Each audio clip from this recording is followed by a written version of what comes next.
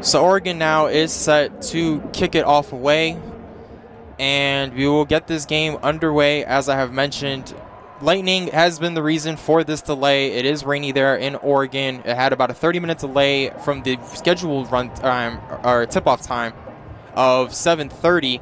But now, as this game is set to kick off at a little over 8 p.m. Eastern, so as we are set to kick this one away, there is a double rainbow in the sky here in Oregon. Like the rain is stopping a little bit. It looks like the rain has stopped. It looks like it's fading, especially as this game is set to tip off now. But the ground is still going to be wet. The balls are definitely going to have some water on them for sure. So I think although it won't be rainy during this game, I think it'll definitely have an impact on their footing, especially in this game. Footwork.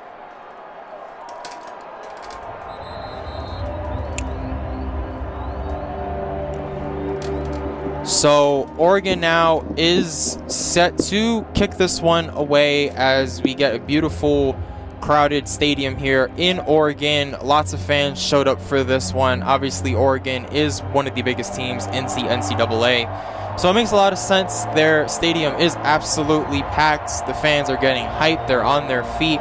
And they're ready for this game. They are ready to see their Oregon Ducks absolutely demolish Stony Brook. Yeah. So we have Oregon's kicker now, Camden Lewis, set to kick this away, making sure that the football is nice and secure on that ground, so that way there are no injuries or no slipping when it comes to kicking the ball. So just over 8:08 Eastern Time, and the Oregon Ducks are set to kick it away.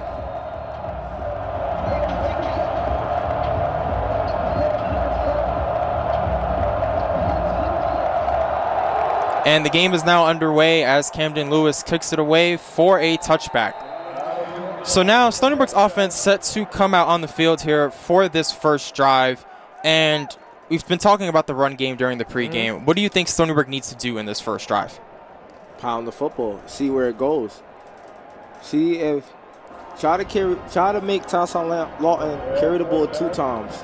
If it doesn't work, try to get a ball thrown on 3rd down, see if it works, and see what this Oregon defense mind where they're at.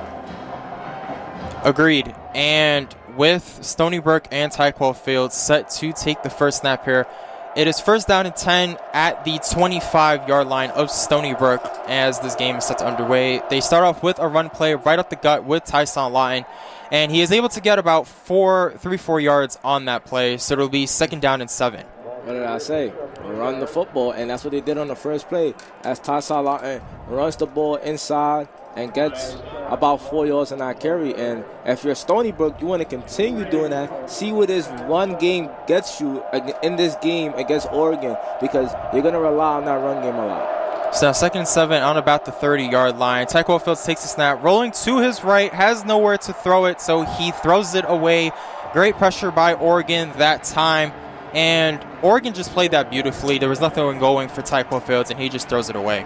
Yeah, and that was a good play called by Chuck PR. It's just great defense by Oregon, forcing Tyquell Fields to his right side and then bringing that much pressure on that side and making sure that he doesn't find anybody to throw to because he's under pressure in that play.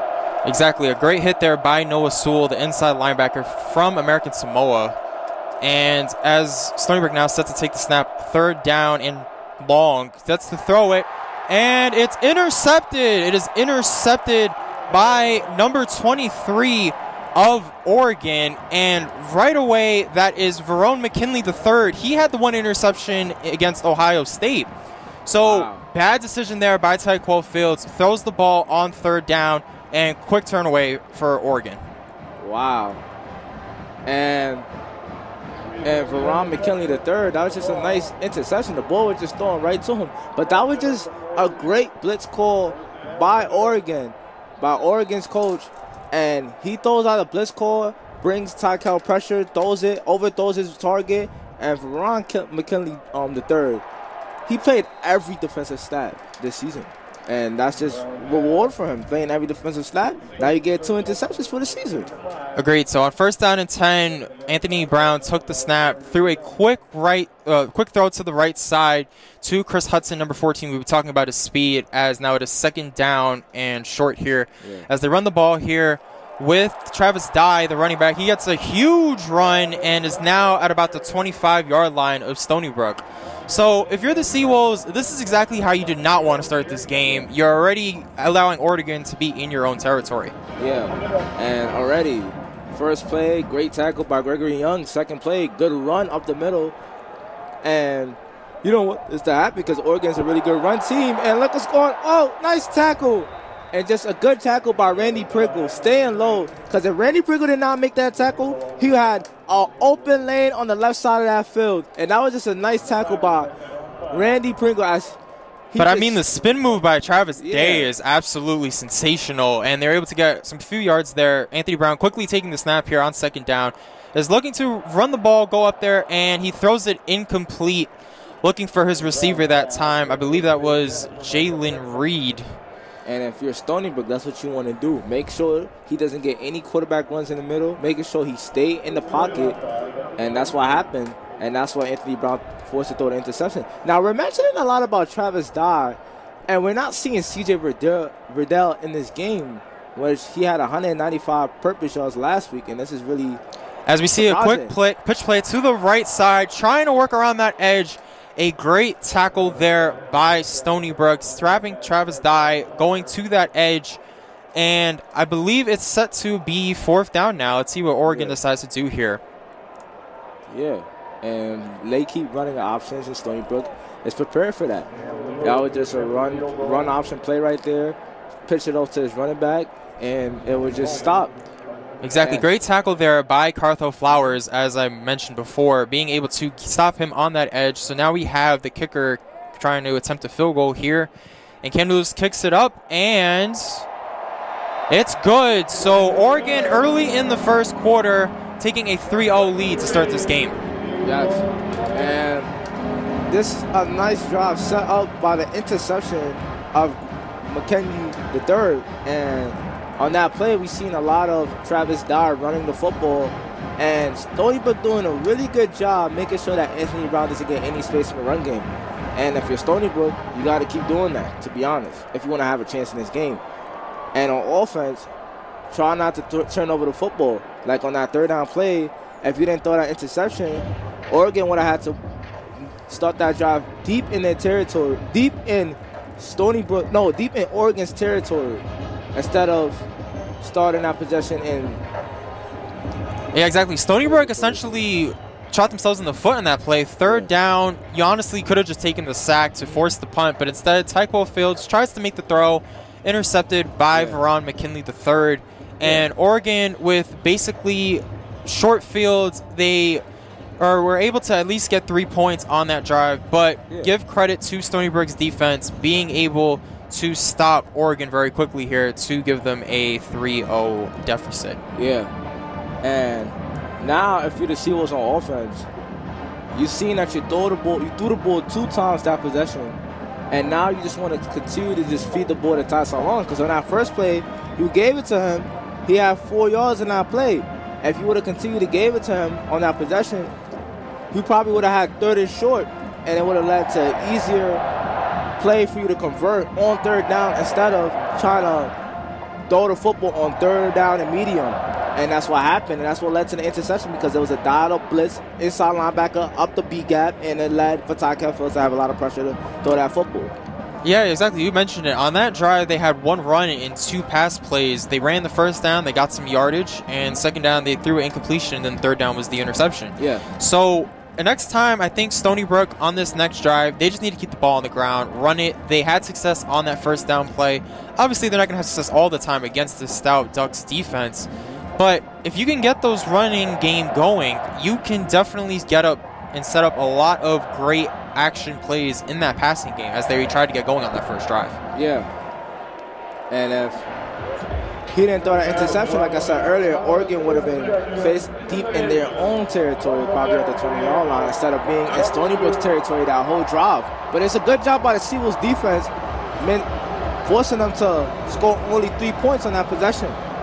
Agreed. Scoring a touchdown. And a great tackle on the edge there by Carthel Flowers, number 17.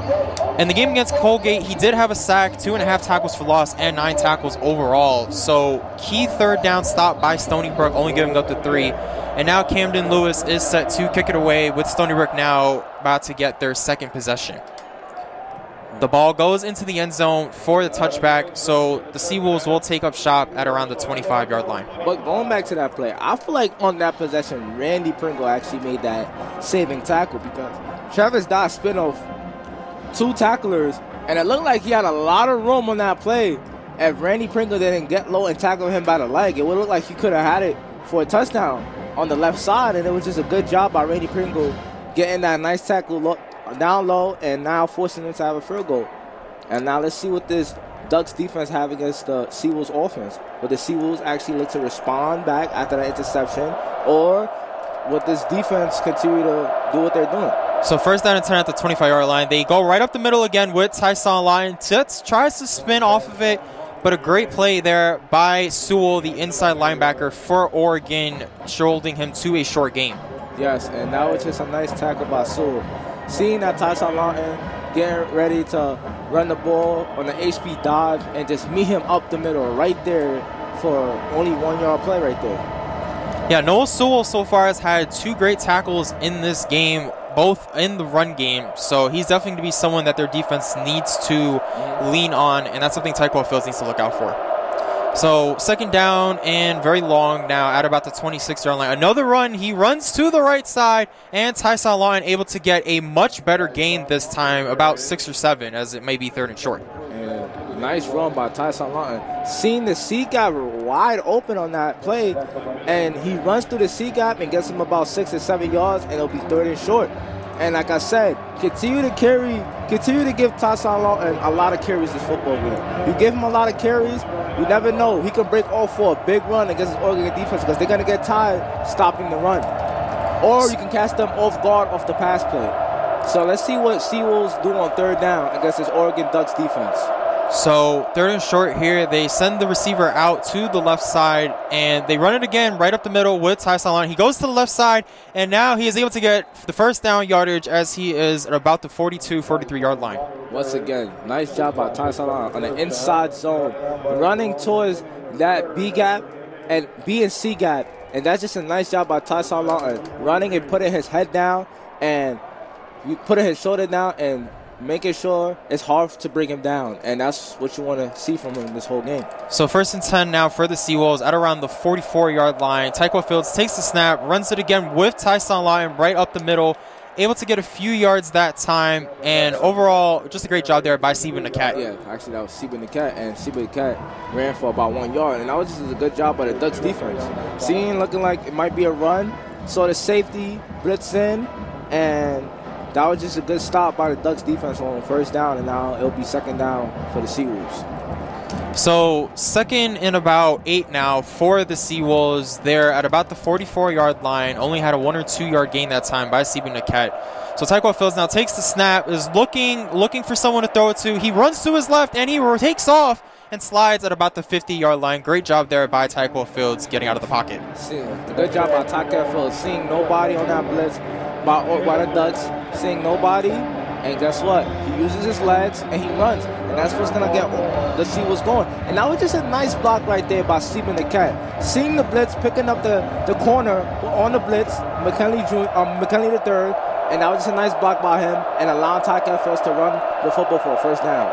So first and 10 now at about the 48-yard line. Tyquil Fields moves back out to about the 45-yard line. He takes the snap and throws a quick dot to, it's incomplete. Off the receiver's hands. He was looking for his receiver that time and unable to get it there, looking for Sean Harris Jr. on the slant. Yeah, and that was just not a good, a good ball by Tyquil Fields, but not a good job by Sean Harris Jr. dropping the football in his hands. And now it looks like it will bring up fourth down. Yeah, 4th and 5 now. Stony Brook now forcing to punt away now as they give Oregon now another shot here. So the punt is away, and it goes at about the 15-yard line. It takes a nice Seawolves bounce, and Oregon will set up shop at about the 16-yard line. Yeah, and if you're Sean Harris, you got to catch that football because that would have led to a first down. It was right in his hands. He should have never dropped it. And now it will give the Ducks another opportunity to try to score on the Seawolves defense. And now we're going to go on commercial break, and we're going to give it to Matt in WUSB Studios. Okay, guys, let's take a look at what's going on here as we step aside from the action over at Alton Stadium and get the music up. Hello there. Their second drive of this game. First drive off the interception was in Seawolves territory. Couldn't really get a touchdown off of it and only settled for 3 points. Yeah, and you're right about that. The first drive, they had a total of 24 yards, 6 passing yards, 18 rushing yards. And let's see what the Ducks do differently offensively, or will they just keep the same what they was doing before they scored 3 points. And it's going to be a bit of a struggle because they're on their own 14-yard line. Agreed. And we talk about what Oregon needs to do going into the second drive. I think they had the right idea going. They tried the run, and they were able to get to the edge there. Travis Dye had some nice height, but great stop there by the Seawolves defense, preventing them from actually going anywhere with that, so they had to settle for 3. So 1st and 10 now at about the 14-yard line. Anthony Brown looking to take the snap, hands it off to the running back right up the middle. I believe that is C.J. Verdell that time getting a short game. And that's the first time we're actually calling his name after a big last week, winning Pac-12 Player of the Week, last Offensive Player of the Week last week. And that's the first time we said his name because Travis Dye was there the whole first drive. So moving quickly to the line here. Anthony Brown takes the snap, had pressure in his face, but able to get it off to the receiver along that left sideline for the first down. That is Johnson III. So great job there by Johnny Johnson III that time, running to that sideline and beating his man really quickly there for the nice game. Yes, and a good catch by Johnson III with pressure going on. Quick snap here by Oregon. They do the run right up the middle with C.J. Verdell, and they're able to get 5 or 6 yards on that play. So great job there by Oregon that time. Yeah, and nice job by C.J. Verdell running up the middle and getting about 5 yards on that play. And we're going to go back to last play. Johnny Johnson III, here's his thing. He is ranked 98 out of the top 100 receivers in college football. So Anthony Brown takes the snap once again, and C.J. Verdell with a huge hole up that middle, able to get about 10 yards on that play and able to extend the drive there. And you're seeing C.J. Verdell now making noise in this run game. And this is how we remember the Ducks. Pounding that football to C.J. Verdell, and that's what he did, cutting up the middle. So 1st down and 10 now. Anthony Brown takes the snap, throws a quick out route to his receiver, and he is able to make the completion that time. A great design there by Oregon's offense and their offensive coordinator there, getting the quick throw out the outside near that boundary.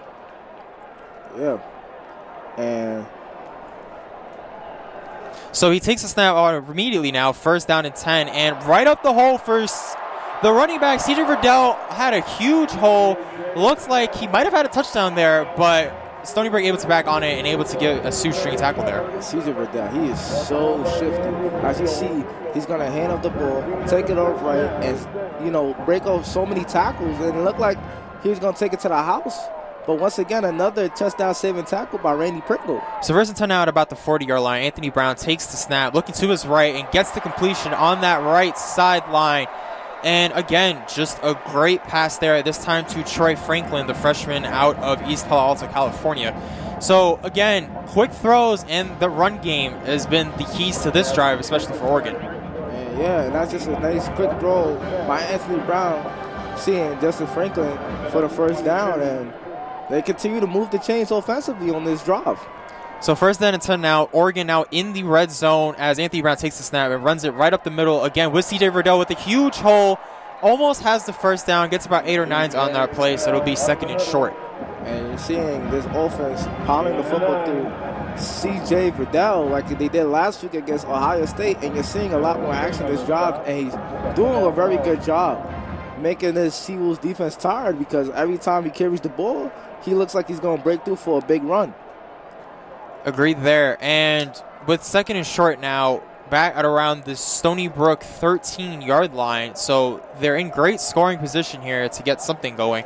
So Anthony Brown now takes the snap, runs it right up the middle with C.J. Verdell, and he is able to get that first down, gets about 5 or 6 yards that time. Yeah. And every time C.J. Verdell is carrying that football, he's getting about 5 yards, 6 yards per carry. And this is just... I mean, so far in this game, he's averaging about 7 yards a carry. So when C.J. Verdell has been able to get the ball, he has been very effective so far, at least on this drive. So 1st and 10 now at about the 10-yard line. Anthony Brown takes the snap, does a little pitch to C.J. Verdell on the right side, and he gets the touchdown for Oregon. The Ducks score on their 2nd drive, and the score now is 9-0. Let me ask you, what did Stony Brook do wrong there defensively? I mean, you got to be able to just watch C.J. Verdell where he's going, because I know it looked like an option, but you see the Ducks love to pitch it to the outside to the running back, and they didn't watch C.J. Verdell in that play. They were just too focused on Anthony Brown, which has led to a touchdown. So off the stop there, Oregon able to get a quick drive going and able to score a touchdown here as Camden Lewis is set to kick the extra point.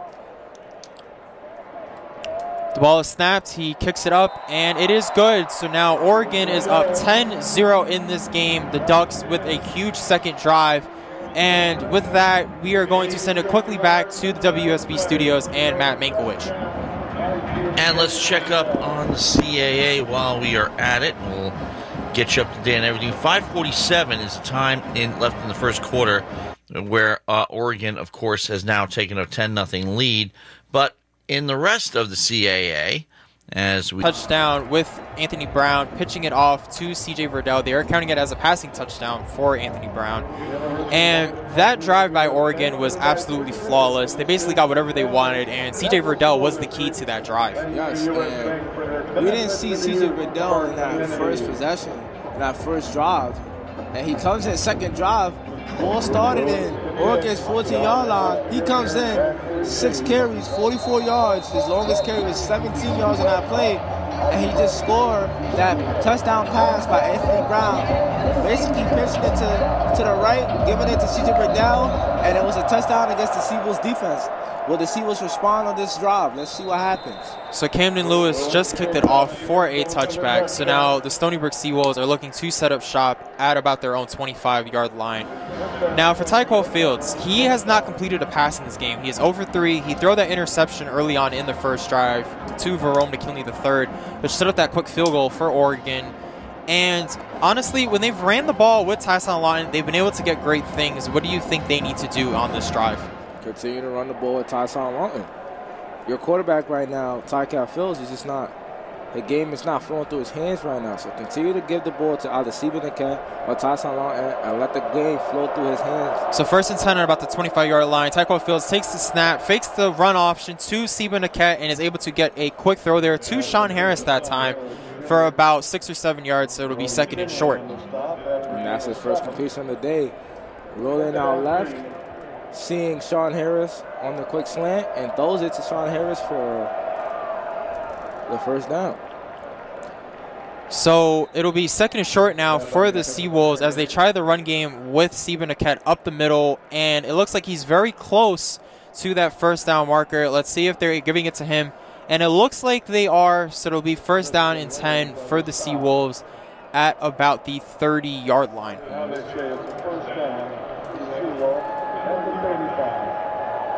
So it'll be 1st down and 10 for the Seawolves at the 35-yard line.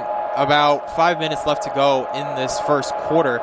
So Tyquo Fields takes a snap, a little bit of a bobble there, looking to throw the ball. He throws it, and a beautiful completion there to his receiver that time. A big hit there late out of bounds, but a beautiful completion there to his receiver that time. And overall, great play design there by Tyquo Fields and that Stony Brook offense as they get to Khalil Newton. And that was just a good job by Tyquo Fields. That was just a nice throw, actually.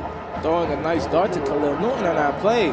Seeing him running his route towards the left side. Looked like he was running an inside route and throws it to Khalil Newton, and I led them to get a first down on that play. So 1st and 10 now for the Seawolves at the Oregon 45-yard line. He takes the snap, runs it right up the middle with Tyson Lawton, and he is able to get about 3 or 4 yards on that play.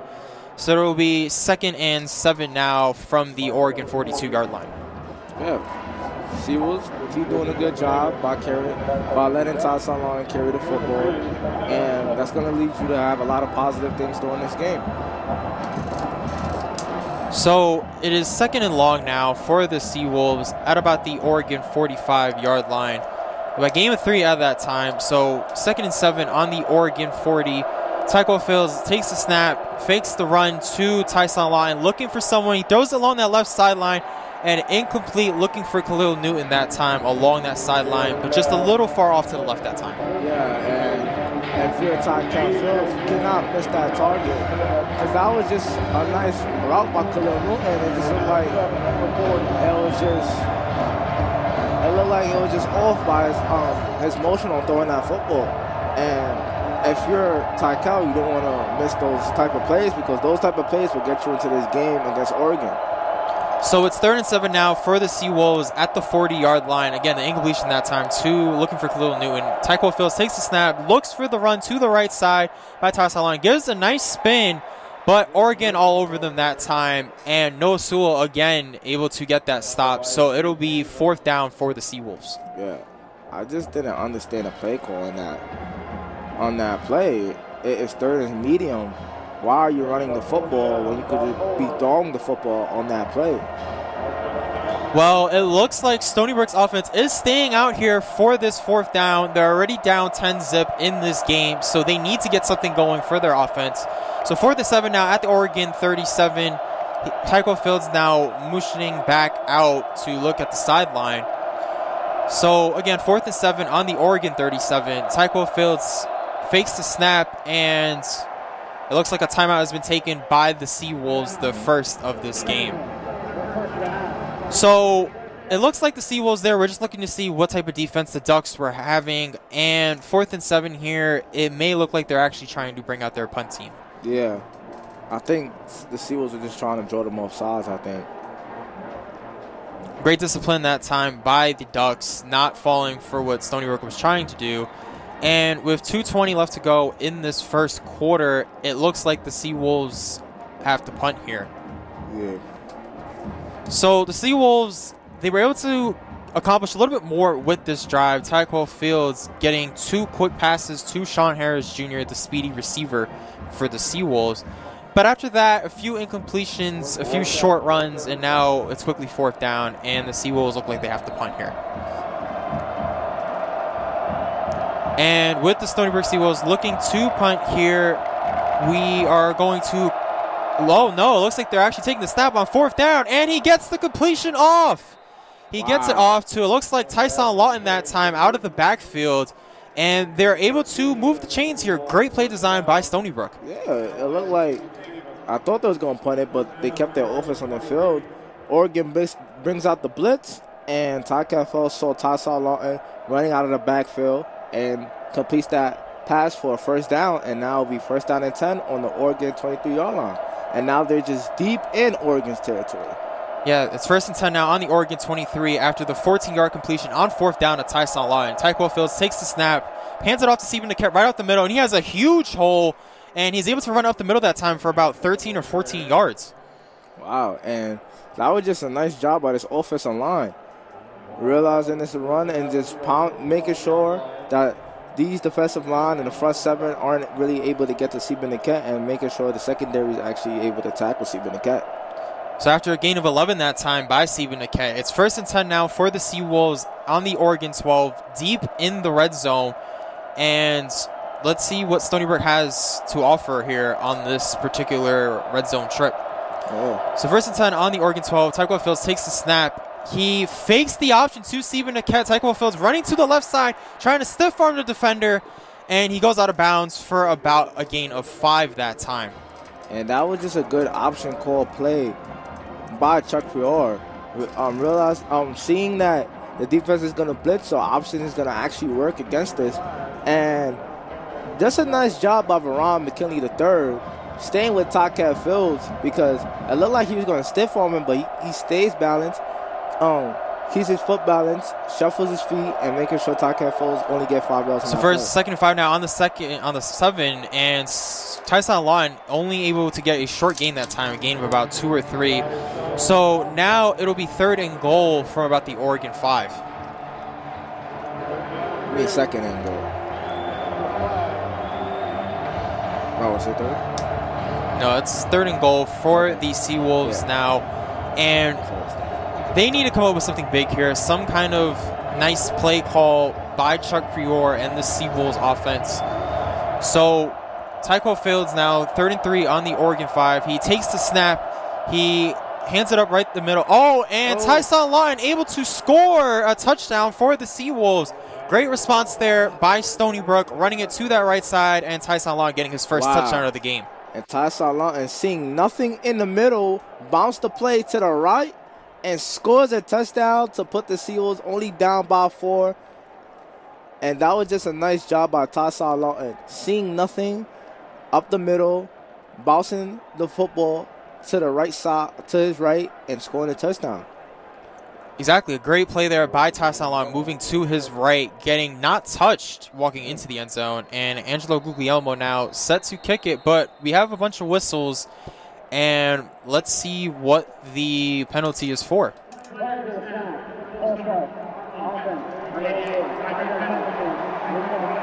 So a false start called on Stony Brook, moves them 5 yards back now for this extra point attempt.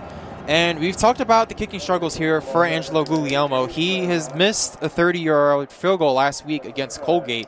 So this is going to be even harder now for him to try to make it a 3-point game. Yeah. So they take the snap, the kick is up, and it's good. So Guglielmo making the PAT that time. Yeah. And at the end of the first quarter, Stony Brook is able to cut it to a 3-point deficit.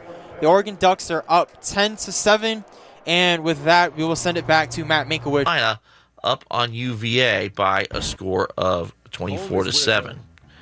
So, continuing on, Tulane Ole Miss, I guess the Lightning made its way to Mississippi. 17th-ranked Rebels in a lightning delay. Top-ranked Alabama beat number 11 Florida 31-29. And we are just about ready to send it back. So, guys, it's all yours. So, it's the beginning of the second quarter now. Stony Brook coming off of a touchdown drive led by Tyson Lawton, running it to that right side where they went for it on 4th down, got the beautiful completion there to Tyson Lawton. And as I mentioned with the scoring drive for Oregon, with C.J. Verdell being the key to that drive, with this one, it was definitely Tyson Lawton. Yeah, and on that touchdown scored by Tyson Lawton, it was very, funny because the play was designed to go up the middle, and there was nothing in the middle. Like, Oregon's defense collapsed the whole middle, and Tyson Lawton really being smart, bouncing the play to the right when there was nobody there, and he just easily just walked into the end zone without being touched. And that was just a good job by Tyson Lawton. And on that play by Stony Brook, they had a total of 11 plays and 75 yards. And Stony Brook need to continue doing that if they want to continue having a chance in this game against Oregon. Agreed. So it's 1st and 10 now on the Oregon 27. Anthony Johnson takes the snap, hands it off to C.J. Verdell, or excuse me, Tyrabs Dye, who comes in for this drive, and he gets about 5 yards on that play. And you just saw it, like, it looked like there was nothing going to be there for Travis Dye, but Travis Dye basically just improvising and running it towards his left side and getting about 5 yards on that play. So great response there by the Oregon Ducks, as it now is going to be 2nd and about 7 for the Oregon Ducks as we have a whistle. And both teams now are going back to their benches, it looks like, as Stony Brook takes their 2nd timeout of this first half. So we're going to keep it here, and let's talk a little bit about that drive for Stony Brook. Very gutsy going for it on that 4th down and able to get that pass off to Tyson Lawton, and then he just finished it off with that beautiful touchdown to the right side. And Tyson Lawton being the key on that offense, and that's exactly how it's going to get you to be in a fight versus Oregon, or actually coming out upsetting Oregon. Being able to just give the ball to Tyson Lawton, and in this game so far, he has 8 carries for 35 yards and 1 touchdown.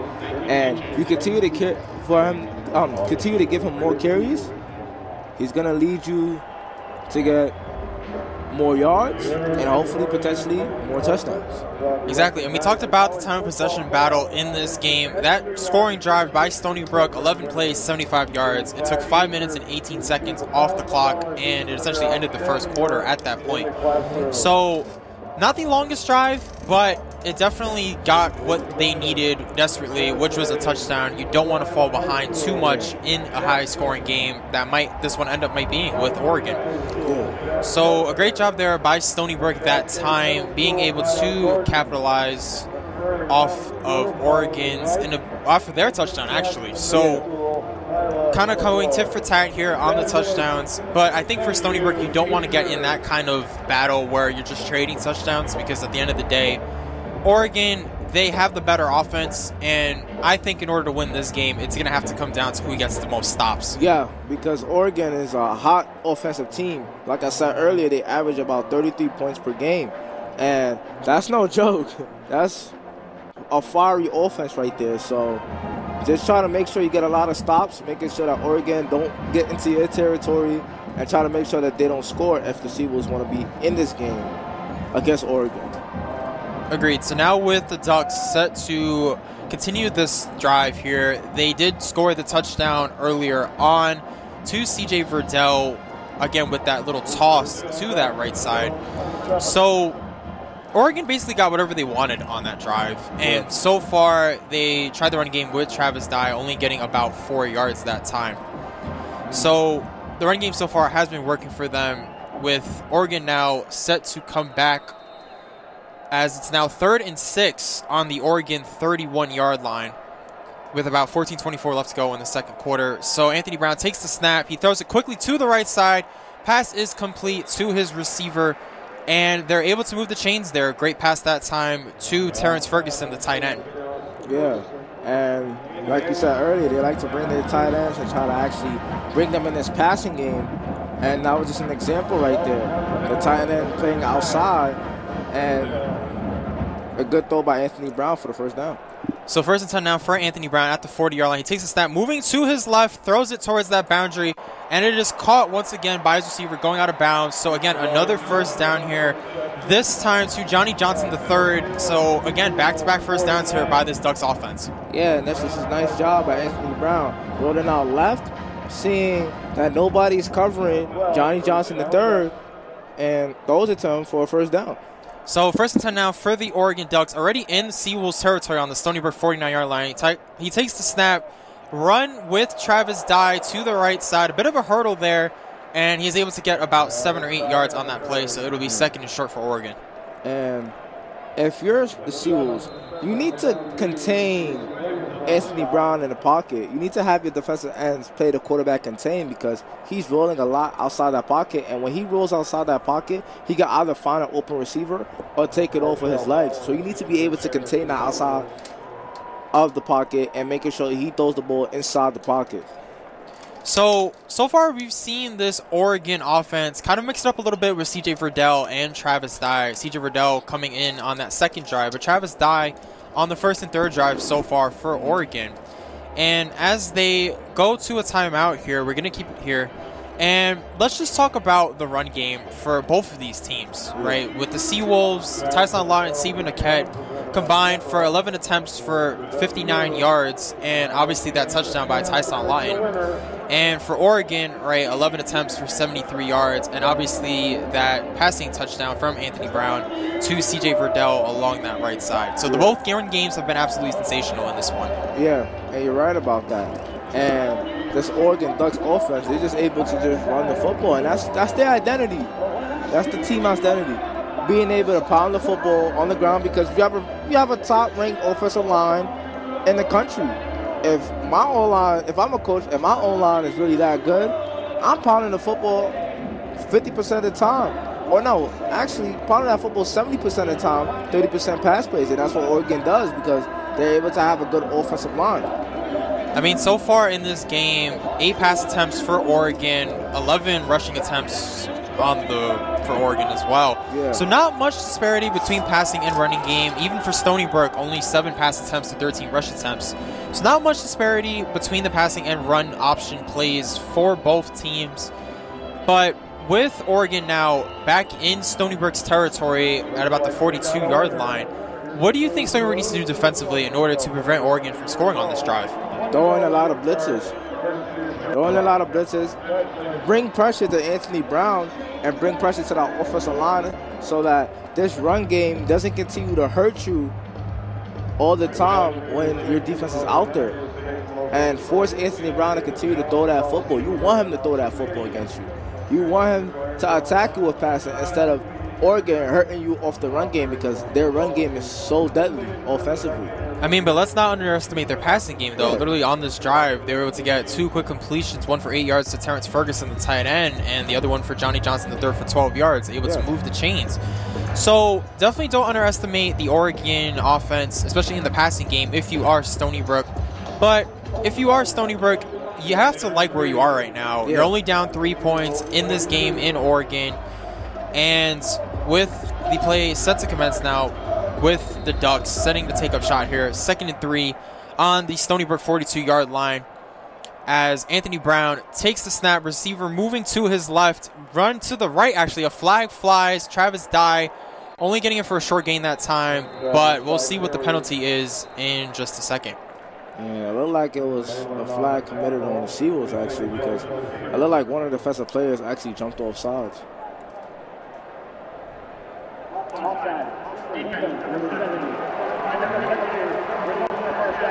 So offsides that time by number 70 of the Seawolves. That is actually Brandon Lopez, the defensive lineman.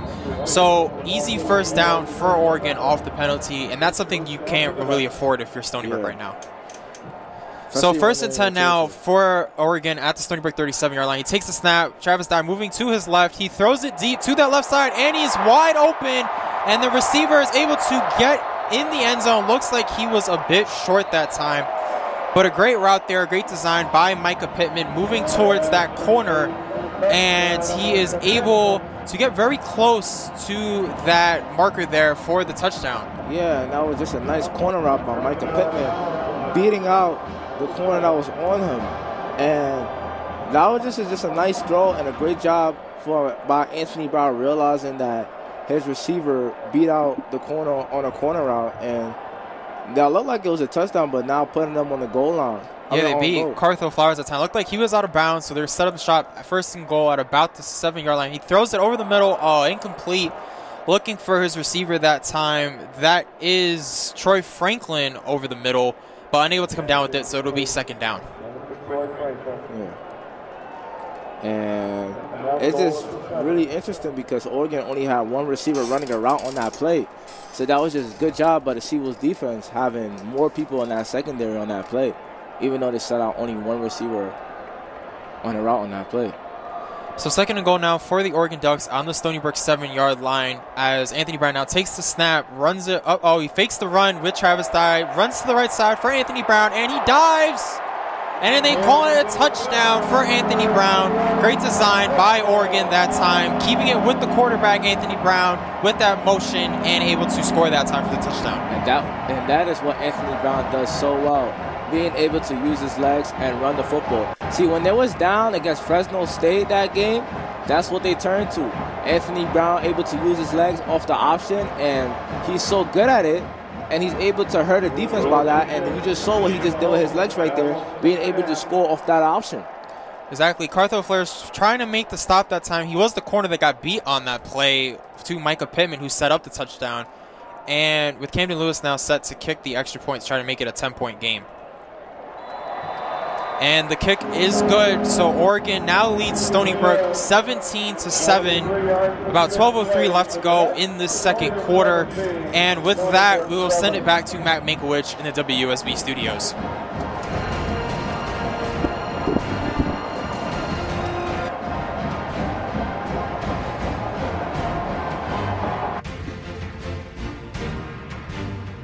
And back in the studios to And that drive, absolutely flawless again by the Oregon Ducks, but honestly set up by that pass to Micah Pittman for 30 yards, that corner around the sideline. Yeah, and once again, that was just a nice setup by Micah Pittman, beating his corner on a corner route, which is funny, corner, but yeah, on a corner route, and that led them for touchdown setup by Anthony Brown on that play. Oh, Camden Lewis kicked it away, but went out of bounds along that left sideline boundary before it hit the end zone. So a flag has been thrown, and Stony Brook will be set up with better field position.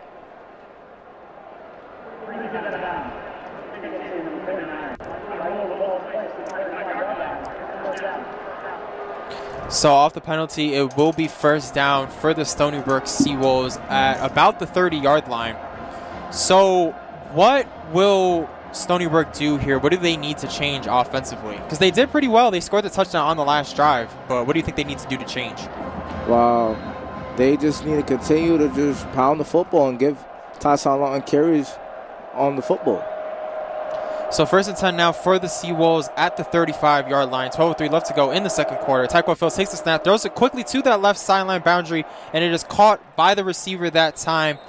And a different receiver that time. Actually, it is caught by Hunter Hayek. That is not a name that I have said so far in this game. So great design there by Stony Brook. The quick out route, getting a few yards that time. Yeah, and that was just, well, looks like it's going to be a flag.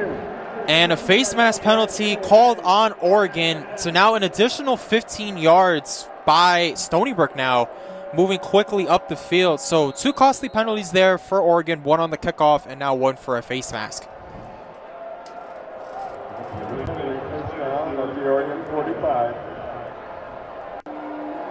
It was called on, I believe, number 90 that time, Jake Shipley, the defensive tackle. So it's going to be 1st and 10 now for the Seawolves on now the Oregon 45-yard line. Tyson takes a snap. Tyson Lawton runs right up the middle for about 3 or 4 yards. Yeah. So 2nd and long now. And once again, giving the ball to Tyson Lawton on that play, running it inside, and he's averaging about 5 yards per carry this game, and that's a really good job by Tyson Lawton. So 2nd and about 7 now for the Stony Brook Seawolves at about the 42-yard line of Oregon. And so far, the 2 penalties have been very costly for Oregon, giving Stony Brook great field goal position. As Taekwondo Fields now takes the snap, looks to his left, rushes back towards the middle, throws it deep along that left side, and it's caught by Sean Harris Jr. on that left sideline, but it was out of bounds, so it'll be 3rd and long now for Stony Brook. Yeah, and Tykel, you got to throw that ball more inbounds, to be honest, because Sean Harris had his corner beat on that play. And once again, you're seeing the Seawolves using their speedy receivers against the secondary. And that was just an example of just speed beating out. But it just didn't. Exactly. Sean Harris beat his man, Mikkel Wright, that time, the corner, but just a little too far out of bounds. So 3rd and 7 now for the Stony Brook Seawolves at the 42-yard line of Oregon. Taekwondo Fields takes the snap, a 4-man rush that time. Whistle is blown. And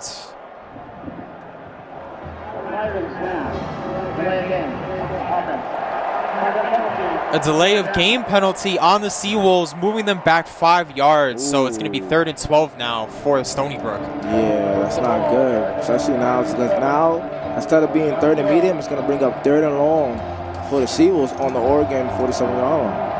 And the Oregon Ducks crowd is absolutely hyped for this 3rd down. 3rd and long for the Seawolves back on the Oregon 47-yard line. Taekwondo Fields trying to set up his offense here as this 3rd down commences. So 3rd and 12 on the Oregon 47. Taekwondo Fields takes the snap, Four-man rush this time, throws it to that left sideline. It is caught by Khalil Newton around the 40-yard line, but well short of the first down. And a little bit of a shove there by Khalil Newton, a little bit on the end. What was a promising drive for the Seawolves turned out to be very disappointing.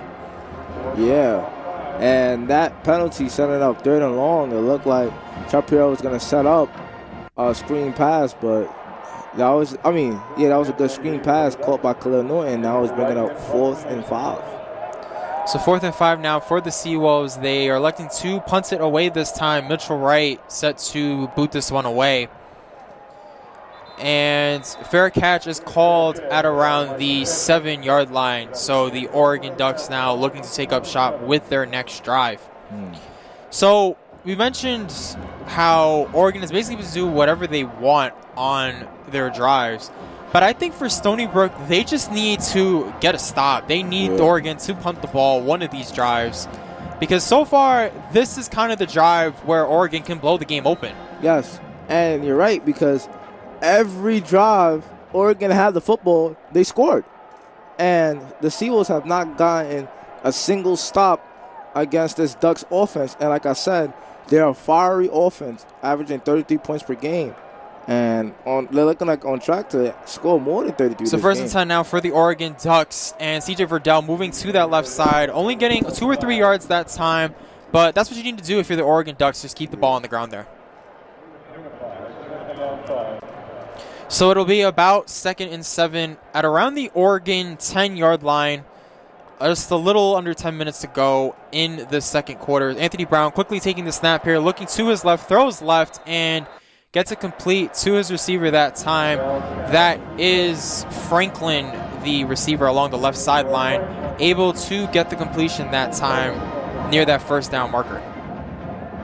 Yeah, and we're seeing Anthony Brown actually really look good in the passing game. 9 for 11 for 106 yards and 1 touchdown. It has a passer rating of 192.8. Anthony Brown quickly taking the snap here, pitches it off to the left side for CJ Verdell, able to get about 12 yards on that run play. So again, quickly moving up here, Oregon running that no-huddle offense and being able to get that first down there.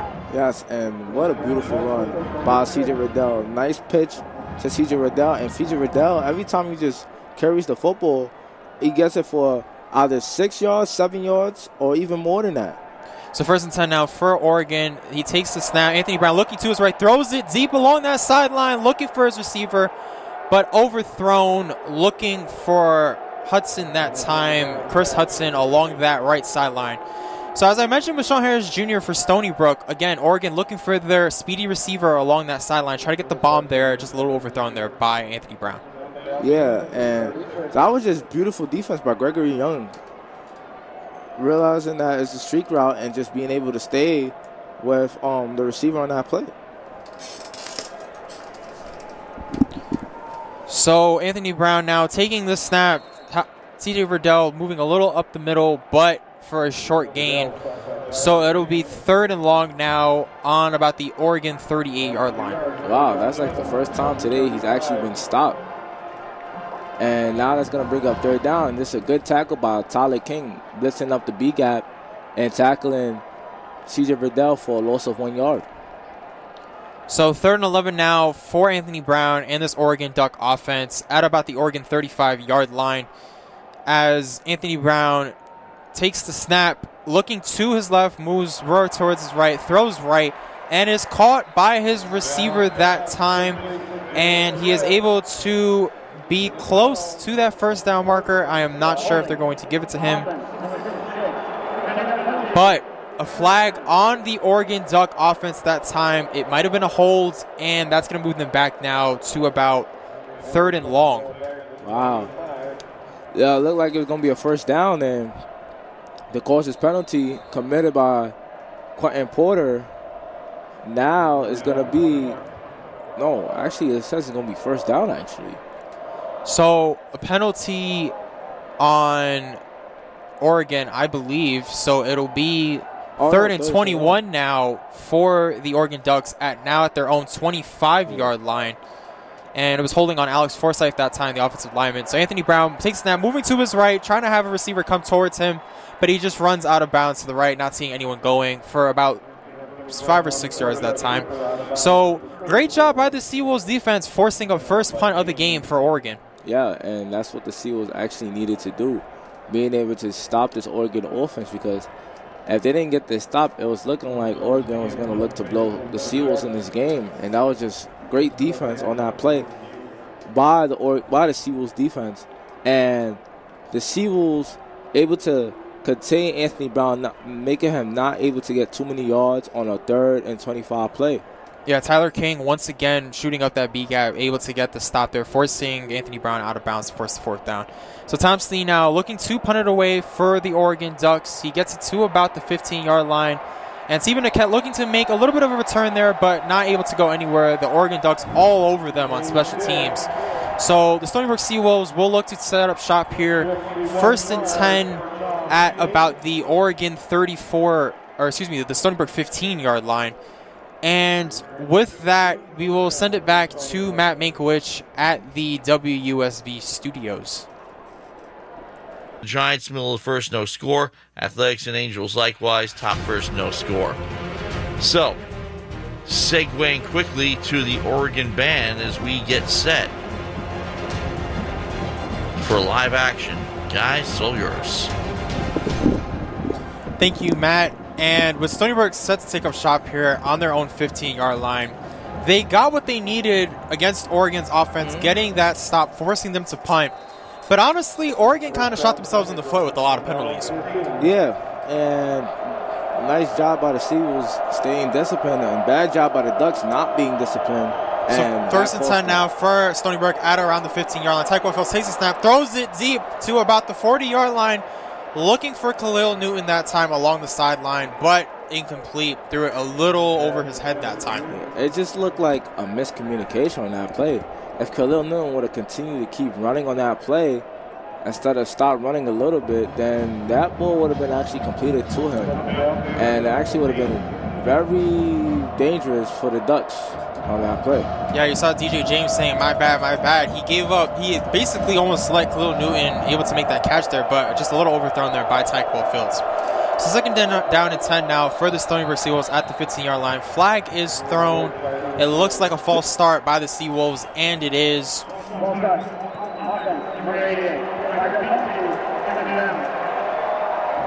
So a false start that time by what looks like one of their tight ends that time, Thomas Dutton, the junior from Missouri, called for the false start that time. So it'll be now 2nd and 15 for the Seawolves at their own 10-yard line. Tyquil Fields takes the snap, does a run play for Stephen Niquette, but swallowed up by that Oregon defense for 1 or 2 yards that time. Yeah. And now it looks to be 3rd down and long. Again, just great job by that Oregon defense that time. And just being able to swallow the gall up that time. Brandon Dorless, the defensive tackle, able to make that stop there. So it'll be 3rd and long now for the Seawolves, 3rd and 14 on their own 11-yard line. And honestly, they need to find some way, get something going on this play, try to be able to continue to convert here. Yeah, and once again, the Oregon Ducks defense is swallowing it up. I'm sleeping the cat on that play, and now will bring up 3rd down and long. So Tyquil Fields taking the snap, looking to his right, throws it deep that time, looking for the receiver, and it is caught. It is caught by Sean Harris Jr. We've been talking about his name. They tried earlier in the game to try to get to him, but this time able to catch Oregon sleeping there defensively and able to complete the deep ball there. Wow. 3rd and long, and Tyquil Fields finds Sean Harris Jr. running off the streak route, and if you notice on that same play, number 0 on the Oregon Ducks, he almost allowed Khalil Newton to actually have that play, but if Khalil Newton would have actually been able to run, then that ball would have been caught towards that same sideline. So it was just a nice drawn-out play by the Seawolves, but just sending. So 1st and 10 now for the Stony Brook Seawolves, running it up the middle this time with their running back, Tyson Lawton, and he is able to get about 6 or 7 yards that time. But, I mean, just the bomb, 49 yards on that play to Sean Harris Jr. along that right sideline. And we mentioned it, DJ James, he got beat both times on the previous plays. Yeah. So I think if you're Stony Brook, that is something you definitely need to look at. Try, throwing it his direction because he's definitely giving up those deep passes. It looked like DJ James might actually be the mismatch on this Oregon secondary after all.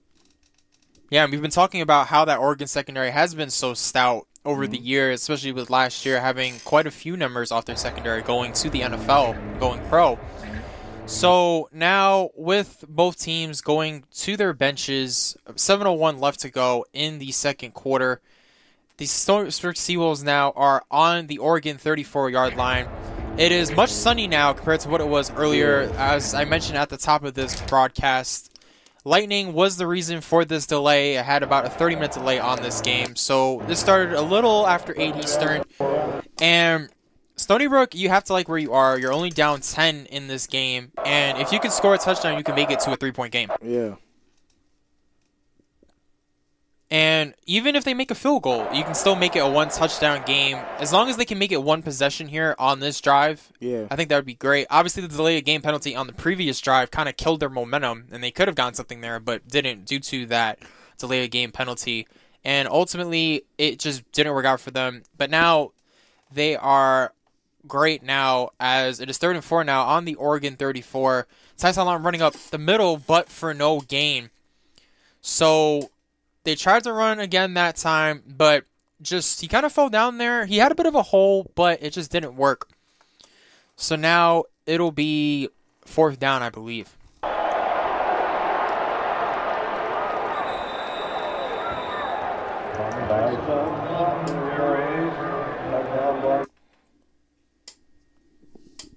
So it is 4th down now for the Seawolves, or it might actually be 3rd down, excuse me. 3rd and 4 from the Oregon 34-yard line. And they try to get something going there, but Tyquil Fields takes the snap, able to run it with Ty Line to the left. And he's able to beat the Oregon defender and able to get 9 yards that time. So it is now a 1st down for the Seawolves as they continue this drive. Nice job by Ty Line. Once again, seeing nothing up the middle and cutting the play to the left side, having a lot of room offensively and being able to run the ball for a 1st down on that play for a gain of 9 yards. Great play design there by the Seawolves, knowing their running game is part of their offensive scheme and being able to work on this one. So it is 1st down and 10 now for the Stony Brook Seawolves, at the Oregon 25-yard line. So they're in the red zone now, try to get something going. They hand it off to Stephen Niquette this time, only for a gain of about 4 yards. So it'll be 2nd and 6 now. So it will be 2nd and 6 now for the Seawolves at the Oregon 21.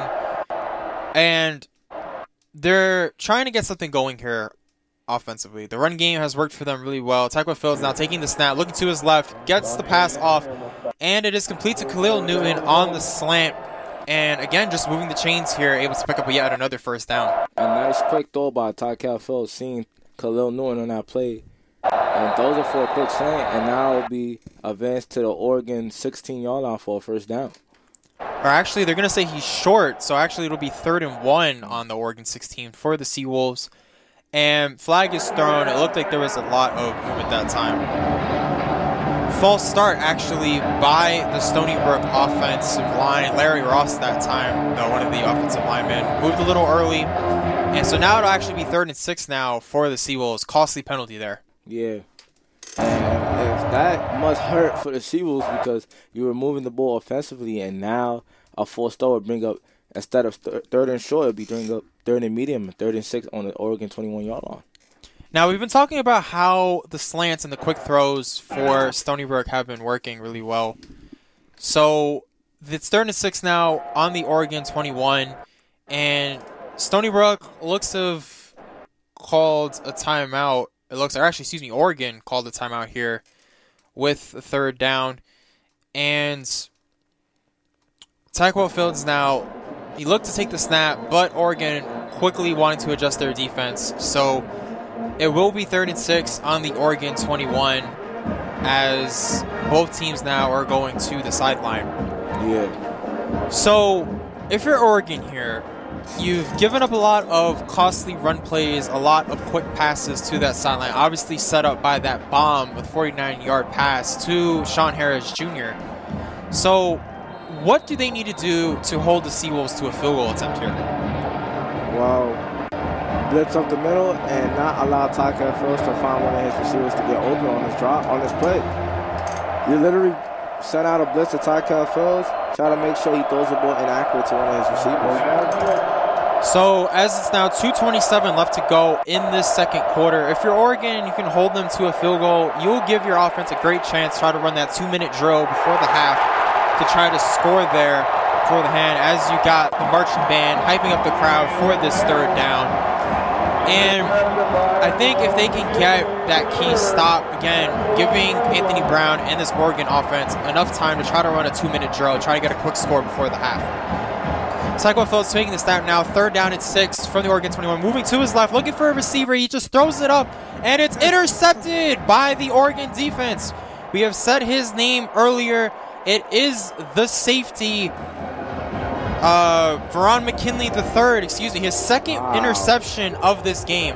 Probably the worst decision you could have done if you're Tyquan Phillips. Wow. And Tyquan Phillips seeing two people in his face, I don't see why he didn't just throw the ball out of bounds instead of forcing it, especially when you're in the red zone against Oregon.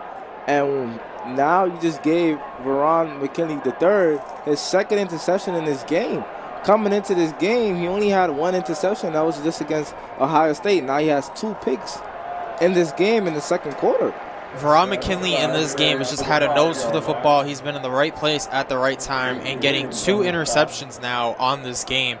So kind of a killer for the Seawolves. But the good news for the Seawolves, if you are going to take one positive from this, Oregon is on their own 1-yard line. Yeah.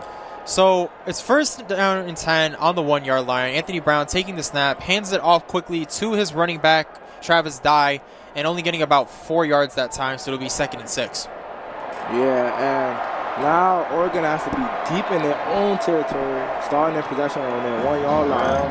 And a nice rush up the middle by Travis Dye for 4 yards, and now it brings up 2nd and 6 on the Oregon 5-yard line. So Anthony Brown motioning his tight end to the left side, takes the snap here on 2nd down, and looking to his left, throws it to his left, and complete to that tight end I just talked about, Maliki Matavayo, the tight end from Hawaii, able to get that first down for Oregon as we approach 2 minutes left to go in this first half. Maliki Matavayo is able to get open on a quick slant, and that's a nice throw by Anthony Brown, and we just seen Anthony Brown throwing a lot of quick throws this game. So they take the snap here, quick throw here to one of their receivers, and it looks like it was caught by Johnny Johnson III up to the 30-yard line. And again, just quickly moving up quickly to snap, and he's able to get it to Johnny Johnson III for 13 yards. And they're just able to just move the chains offensively by just throwing a lot of quick throws. Anthony Brown quickly takes the snap, looking towards the middle, and it is caught by his receiver at that time. That is Troy Ferguson, and they are now at about the 39-yard line, so about a gain of 3 or 4 that time. Yeah. So Oregon now, they're moving the ball quickly here. It'll be 2nd and 1 from the Oregon 39-yard line. And again, they're trying to do whatever they want here offensively. So Anthony Brown takes the snap, looks left, aims left, and looking deep that time, looking for his receiver, but it is incomplete that time. So it'll be 3rd and 1, looking for Devin Williams that time, the wide receiver. And it looked like Devin Williams actually beat out his corner, but it's just overthrown by Anthony Brown on that play.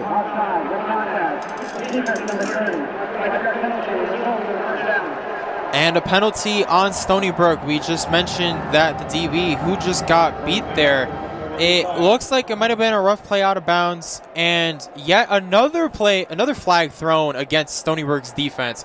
So 2 costly penalties here for Stony Brook, giving Oregon free yardage. And if you're the Seawolves, you want to stay disciplined, but these flags are just giving Oregon more yards. Yeah, offsides that time by Regi Dimici, the linebacker for Stony Brook. And again, just 2 back-to-back costly penalties, and now Oregon will set up shop at their own 44-yard line, 1st and 10. So Anthony Brown takes the snap, looking middle, looking to his right. He gets a quick little check down there to his receiver, Johnny Johnson III, and he is able to get about 3 or 4 yards that time. Yeah, and we're seeing a lot of Johnny Johnson III today. He right now has 4 receptions for 41 yards, and he has about 4 targets, and he caught all his targets basically today. Exactly. So Oregon has been able to do whatever they want so far, and Oregon taking a timeout here. Only 31 seconds left to go in this game. So a bit of poor clock management here by Oregon. They were working the middle, which obviously if you're Stony Brook, that's what you want to give up in a 2-minute drill. Yeah. But only 30 seconds left to go. 3rd and 6 on the 48-yard line. You have to think the Ducks are taking a deep shot here. Yeah. To try to get in field goal range and try to extend their lead to about 13 or 14, depending on if they're able to get it. So with about 31 seconds left to go in the second quarter, as Anthony Brown now looks to take the snap here, it is 2nd down, I believe. He is looking to the right, and he is sacked. Sacked by Jabari Reddick that time for Stony Brook. Quick blitz that time, so now it is 3rd and long from the Oregon 39. And great play call by Chuck Prior, setting the corner blitz on that play, on the zone cover 3 concept, and Jabari Reddick getting the sack on a corner blitz. And that was just a smart play call because you send a speedy corner on a blitz, the quarterback can't outrun the corner because the cornerback is as fast as the quarterback. So that was just a nice job setting in the blitz, sacking Anthony Brown, and now will bring a 4th down on the Oregon 39-yard line, and the Seals will get the ball back with 25 seconds left, which most likely they will actually just kneel the ball and send it to halftime. Agreed. Now, with Stony Brook, great response there by them defensively, sending that corner heat, as you just mentioned, Jabari Reddick getting that sack. And because they knew they wanted to take a shot deep. They wanted to get into field goal range. It just didn't have enough time to launch the ball at that time. Anthony Brown getting sacked for the first time this game. He did not get sacked at all in their previous game against Ohio State. So now Anthony Brown looking to take the snap here on this 4th down, but again sacked once again by Tyler King this time. Wow. So it'll actually be, that was actually the 3rd down play. So this is now 4th down and 21 to go on the Oregon 33, and they're now just looking to punt it away. Obviously not much they can do here on 4th and long. And back-to-back sacks on the Seals defense. And it looks like actually they were just sent it to halftime. And that's what happens here at the end of the first half. Oregon Ducks lead your Stony Brook Seawolves 17-7. We will be back with the 3rd quarter very soon. And so far, the Oregon Ducks, they have a 10-point lead over the Stony Brook Seawolves, 17-7, as we approach the beginning of this 3rd quarter. And so far, this is a much closer game than we definitely anticipated. Stony Brook is still definitely in this game. If it wasn't for that interception by Tyquel Fields, throwing it to Veron McKinley III, who has had a sensational game so far, having the 2 interceptions on Tyquel Fields, it could easily be a 1-score game. Yes, you're right, Anthony. And if Tyquel Fields did not throw that interception, which was the 2nd interception of the day, thrown in the red zone, it would have been a 1-possession game. It could have been either a field goal or a touchdown. And if Tyquel Fields would have made the smart decision to throw the ball out of bounds, because there was 2 defenders running at him instead of trying to force a throw to Khalil Newton, who was the only receiver in that area with that interception, this game would have been a lot closer. But it's actually a 2-possession game, down by 10 points on the road at Oregon. And Oregon receives the ball to start the second half. And if you're the Seawolves, you need to get another stop defensively. And they did that going into halftime. They was able to get 2 sacks, one by Jabari Reddick and one by Tyler King. And if they continue to leave that momentum how they had at the end of the first half, this Seawolves defense is kind of looking scary against this Oregon's offense. With Oregon deferring as they won the coin toss, they will get the kickoff here to start the second half. But just a quick scoring recap here for those of you just tuning in.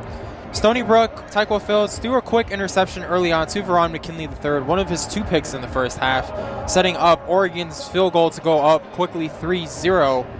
And then when Oregon got another possession, they scored yet another touchdown off the toss to C.J. Verdell, who has had a phenomenal game so far in this first half.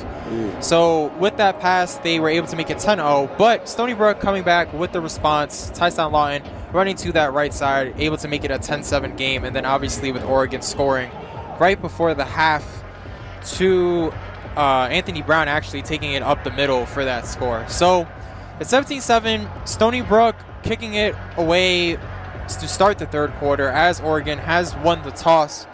And what do you think Stony Brook needs to do here to adjust to the second half? Well, keep your eyes still on C.J. Verdell because he started off really hot on the first drive they scored a touchdown, but ever since then, haven't really gone too much to C.J. Verdell. Actually, they've been giving the ball more to Ty Dodd. And making sure that Anthony Brown doesn't get a lot of quick throws, being able to play a little bit of press coverage, allowing them to not beat you short and not also to beat you long. And you will want that by your corners to actually play good man coverage on these receivers. And either jamming them or either playing up close to them, because you don't want them to still beat you on the short games, because a lot of short passes is going to lead them to keep going down the field, and it's going to lead Anthony Brown to have a lot of momentum going on into the second half, and you wouldn't want that from the Seawolves for the Seawolves defense. Now, so far, both teams have done very well in the red zone. Each have made all of their respective trips in the red zone. But third down has really been the story of this game. Both of these teams struggling on third down. Oregon 0 for 3, Stony Brook 3 for 9. So both defenses have stepped up when they needed to. And overall, with the Oregon Ducks now coming out of the tunnel to begin the second half, they are doing a good job defensively holding Stony Brook off. We seen it with the interception right before the half to Veron McKinley III. Just putting pressure in Ty Field's face has honestly gotten it done for this Oregon Ducks defense. They got pressure on that time to Ty Fields. He tried to throw up a prayer and it got picked off, which led to the end of the half there. So if you're Oregon, I think getting pressure is definitely going to be key to their defense, but offensively running it through C.J. Verdell and Travis Dye. Now it's interesting because on each of their drives, they've been switching off their running backs. One drive would be C.J. Verdell, the other drive would be Travis Dye, and so on. So I think that's definitely a good strategy. You want to keep them fresh. You want to keep them nice and energized. So I think that's obviously a great strategy by the Oregon Ducks. So it would be interesting to see which running back they use to start the second half here. But for Ty Fields and the Stony Brook offense, Tyson Lawton has been the main factor in this game as Stony Brook kicks it off to Oregon, and they get a big return there to about the 39-yard line. A bit of a shorter kick that time, but great return there by Mikhail Wright, the DB. Yeah. So Oregon now set to take a shot here on about the 39-yard line. So it'll be first and 10 now actually from the Stony Brook 35 as Anthony Brown and this Oregon offense is set to come back on the field. What do you think they need to do or to adjust in the second half? Once again, well, it looks like backup is actually coming in. Yeah, it looks like Travis Dye is in now. Anthony Brown taking the snap. First and 10 on the Stony Brook 40, but great stop there by that Stony Brook defense. Tyler King all over that. And it looks like actually C.J. Verdell got a loss on that play. So it'll be second and long now for Oregon. And after that first drive, C.J. Verdell has not been actually looking hot against the Seals defense, and that was just a great adjustment. But notice the quarterback change for the Ducks, actually. Oh. As you don't see Anthony Brown in. Yeah, that's definitely a story to look out here. Ty Thompson actually has just gotten the start for this second half here. He's a freshman, for those of you that don't know, from Gilbert, Arizona. And it's actually interesting that they made a quarterback change here. Now, there is a flag on this penalty, though. And it's going to be a hold on the Oregon Duck offense. So moving back 10 yards for this Oregon Duck offense. So now it'll be second and long here for Oregon. But Ty Thompson, your new quarterback, he hasn't gotten much playing time. Actually, this is his first playing time so far in his young career. And it'll be interesting to see what he does here on this drive. Yeah. So 2nd and 21 now from the Oregon 29. Looking left, throws left, and gets the short completion there to his receiver. And it'll be 3rd and long now, this time passing it off to his running back there, C.J. Verdell. And like you said, the interesting quarterback change with Ty Thompson coming in. And it's a 10-point game, and Oregon is trying to say this game is out of reach basically by putting it in, or is there something going on with Anthony Brown? I really found this very, very, very interesting. Now it's 3rd and long. So, Thompson takes the snap, and he tries to throw it away, but great pressure that time by the Stony Brook defense all over it on that play. And basically, Dejon Owens and Carthel Flowers, both of the defensive backs there on that corner blitz, forces a quick 3-and-out here by the Oregon offense. And that was just a nice blitz by the Seawolves, having Carthel Flowers and DJ Owens both in the backfield to bring pressure to Ty Thompson on 3rd and long, and that led for a punt now for the Ducks to punt into the Seawolves. So with Tom Snee set to punt this away, you have to be absolutely ecstatic here if you're the Seawolves. Getting a quick stop here on Ty Thompson, the freshman quarterback, as he falls down on it, and the Seawolves now are set to take up shop at around the 8-yard line on their own territory. But interesting development here. We don't know what's going on with Anthony Brown, if it was just poor play, which I don't think so, because he was 14 of 18 for 159 yards and a touchdown in that first half. So I think he played really well. So we're unsure right now whether or not if it's an injury or if they're just trying to test out some of their roster pieces and bringing in Ty Thompson. I guess this is the thing I talked about earlier, try to find more of your hidden gems on this team. And I guess they're trying to see if Anthony Brown ever gets down, what would Ty Thompson be able to do? And let's see. I agree, but especially with only Oregon having a 10-point lead here, I'm not sure if this is really the time to be bringing in your backups. So yeah, most likely there probably is some type of injury going on with Anthony Brown. But it's very interesting because without Anthony Brown at the quarterback spot, obviously C.J. Verdell, we've talked about how impactful he's been on this game. But without Anthony Brown at quarterback, Oregon only 3 plays for -3 yards in about a minute and a half taken off the clock there. So great job by the Stony Brook defense that time. Yeah, because now you just only have to focus on one player, which is C.J. Verdell. And you know how much attention that you have to give him if you're on the Seawolves defense. And now Anthony Brown is not there. He can't lean off that pressure with Anthony Brown being there. So now the attention is on C.J. Verdell the whole game, and Todd Thompson continues to be the quarterback there. So we are unsure right now if that was just for one drive bringing in Ty Thompson. Maybe Anthony Brown has some kind of lingering injury. We will find out momentarily.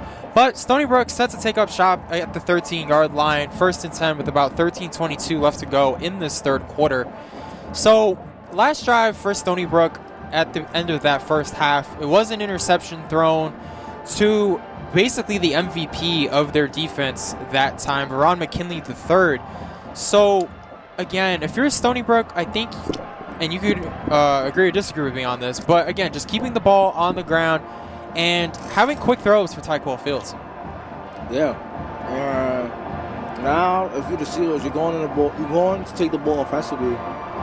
You need to make sure that Tyquil Fields is able to make the right decisions and have good decision making, because on that last play he threw an interception. That was not a good decision made by Tyquil Fields. So with Stony Brook now looking to start this drive, 1st and 10 on the 13-yard line. Tyquil Fields taking the snap, hands it off quickly to Tyson Long, running to the left side, but a great individual play there by Oregon, and honestly, they just blew it up there. Great play there by Noah Sewell, again, the inside linebacker on that left side. Yes, and as you can see, Tyson Long tried to run the ball up the middle, but there was nothing there, so he cut to the left side, and that was just a nice job by Noah Sewell meeting him in the backfield, and now that brings up 2nd and long. So 2nd and 11 now for Stony Brook. Tyquil Fields taking the snap, looking deep that time. He's now running to his left, not seeing anyone there, and just slides to about the 15-yard line. He had a few yards in that play. So he was looking for the deep ball that time, but he didn't want to rake the risk, so he just takes a quick skirl there. Yeah, and once again, that was just a good job by the Oregon Ducks secondary making sure that none of the receivers get open on that play. And now we'll bring up 3rd and long, forcing Ty Cal Fields to run for about 2 yards and sliding. And this Oregon Ducks audience is very excited for this 3rd down. So it's 3rd and medium now for the Seawolves. Ty Cal Fields looking to that sideline, trying to get the play from Chuck Prior, the head coach. And Ty Cal Fields making sure everyone's all set. He takes the snap here, 3rd and 10 from the Stony Brook 13. He launches it deep here to the receiver, but incomplete. Again, looking for Sean Harris Jr. that time along the right sideline. Now, I have to ask you, was that the right play call for the Seawolves here? I mean, it's 3rd and long, all-out blitz. You send your speedy receiver on a streak route. That was actually a good play call, but just a bad ball thrown by Ty Cal Fields on that play. So with 4th and 10 now on the Stony Brook 13, Stony Brook now looking to punt it away here and give Oregon the football back.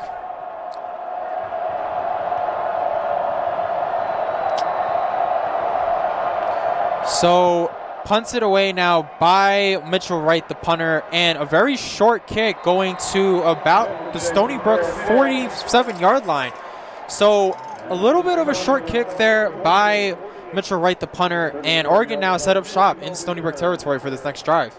Yes, and we just saw the Ducks defense basically making sure that the Seawolves had no space to get in that 1st down. We saw on 1st down, they stopped Tyson Lawton.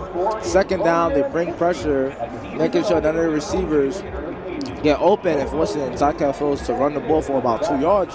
And 3rd down, Ty Cal Fields throws an incomplete pass intended to Sean Harris Jr. throwing around the Stony Brook 50-yard line.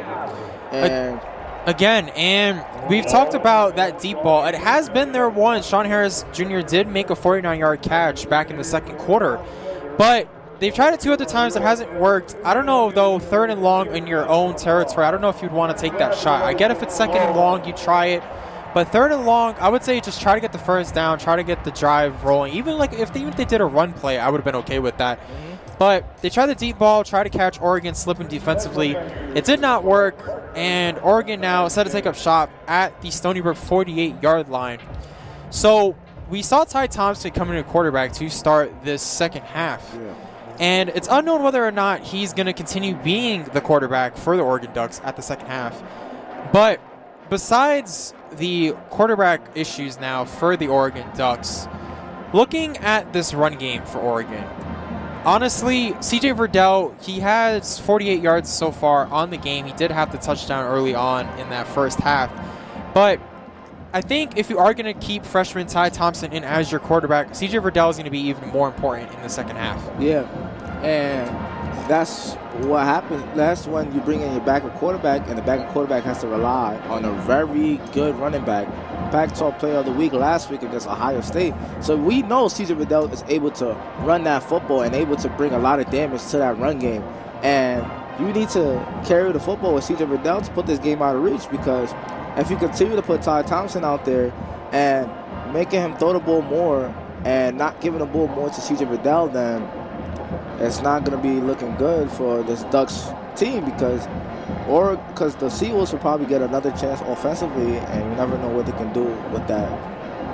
I mean, if they keep Ty Thompson in as the quarterback, they're essentially saying to Stony Brook, hey, you need to be able to stop our freshman quarterback here, and we believe in our defense and our run game to be able to beat you guys. So if you're Stony Brook, you need to be able to stop the run game, and we've talked about C.J. Verdell in the run game, but in the passing game too, I think he's going to become even more important even in that regard, because especially when you have a rookie quarterback that, as Ty Thompson now takes a snap at the 48-yard line, he tries to run that time with Travis Dye, but only for about 2 yards, so it'll be about 2nd and 8 now on the Stony Brook 46. And that is just a nice tackle by Cartel Falls on that play.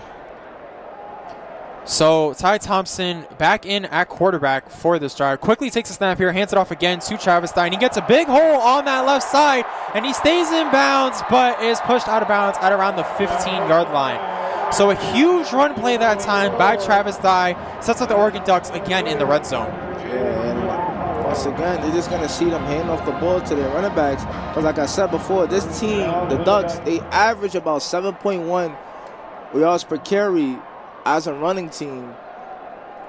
this whole season, and you're just going to see them hand off the running to their running backs because that's their identity, running the football and pounding the football. Exactly. The combination of C.J. Verdell and Travis Dye have combined for 105 yards today. And we talked about it in the game against Ohio State. That was the difference in that game. The ability to get that running game going, they outrushed Ohio State 269 yards to 128. So almost double the difference of Ohio State in that game. And so far, Stony Brook has been able to keep the running attack going. They've been able to get 82 yards of their own. But just overall, that combination of Travis Dye and C.J. Verdell, especially with Ty Thompson, a new quarterback, getting his first action this season, that is going to be even more key in this game. So it'll be 1st and 10 now for the Oregon Ducks at the Stony Brook 24-yard line. And it was just poor defense by Stony Brook on that last play, giving up a 24-yard run there. Yeah, and the Seawolves did a nice job on those 2 plays before, and then a nice breakout run by Travis Dye for about 24 yards in that play. And if Casey Williams didn't force him out of bounds, it looked like it would have been a touchdown. Exactly. But Oregon now in the red zone, they are unbeaten, they've converted all their trips in the red zone, 2 for 2 so far, as Ty Thompson looks to take the snap, 1st and 10 on the Stony Brook 24-yard line, hands it off to Travis Dye, running to the left side, is able to get the edge, but is forced out of bounds at around the 10-yard line by Jabari Reddick. So a gain of, again, 10-plus yards on that play. Again, Oregon just pounding the ball here in this 3rd quarter. And we're just seeing the Ducks just running the ball outside and forcing the Seawolves corners to tackle. 1st and 10 now for the Oregon Ducks at the 12-yard line, and they hand it right up the middle again with Travis Dye, but Stony Brook is there that time, only a gain of about 3 on that play. Yeah. So 2nd and 7 now for the Oregon Ducks at about the Stony Brook 9-yard line.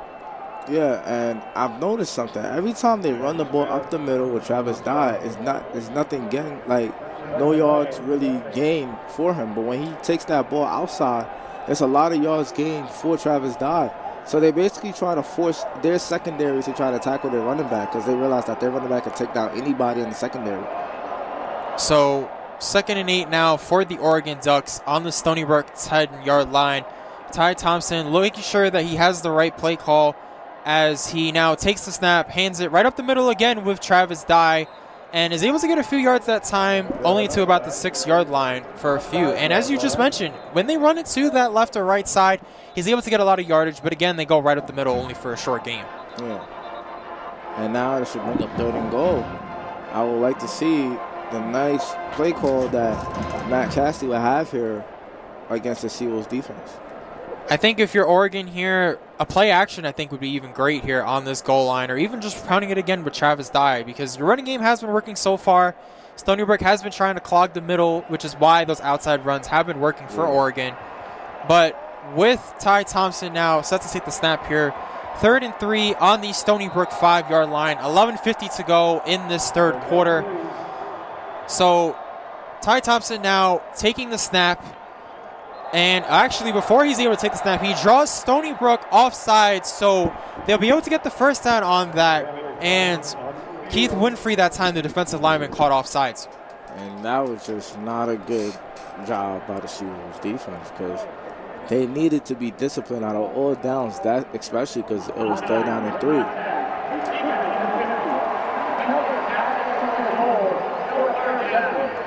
So it's actually still 3rd down on this play, but again, they move up 5 yards and able to get some more yardage and get closer to that touchdown line. So it'll be 3rd and 1 now on the Stony Brook 3-yard line. Ty Thompson looking to take the snap, has a receiver motioning to his left, indicating man coverage. They run it up the middle again with Travis Dye, but a great stop there by the Stony Brook defense. And overall, just a fantastic play by Cartho Flowers, once again, going right up the middle and just preventing any kind of run there by Travis Dye. So it should be 4th down now. Yeah, and that's really interesting because now they'll bring up 4th down. Oh, it looks like a flag was thrown on that play. Yeah, and it seems like another flag was thrown on that play. Let's see what the penalty is on in just a few seconds. The officials now looking around to see how they should enforce this penalty.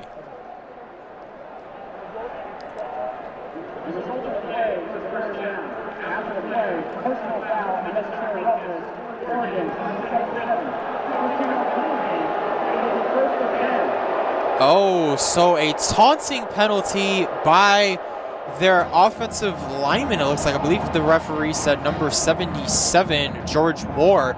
So they had some great field position there, but again, just a costly penalty by Oregon this time, pushing them way back now.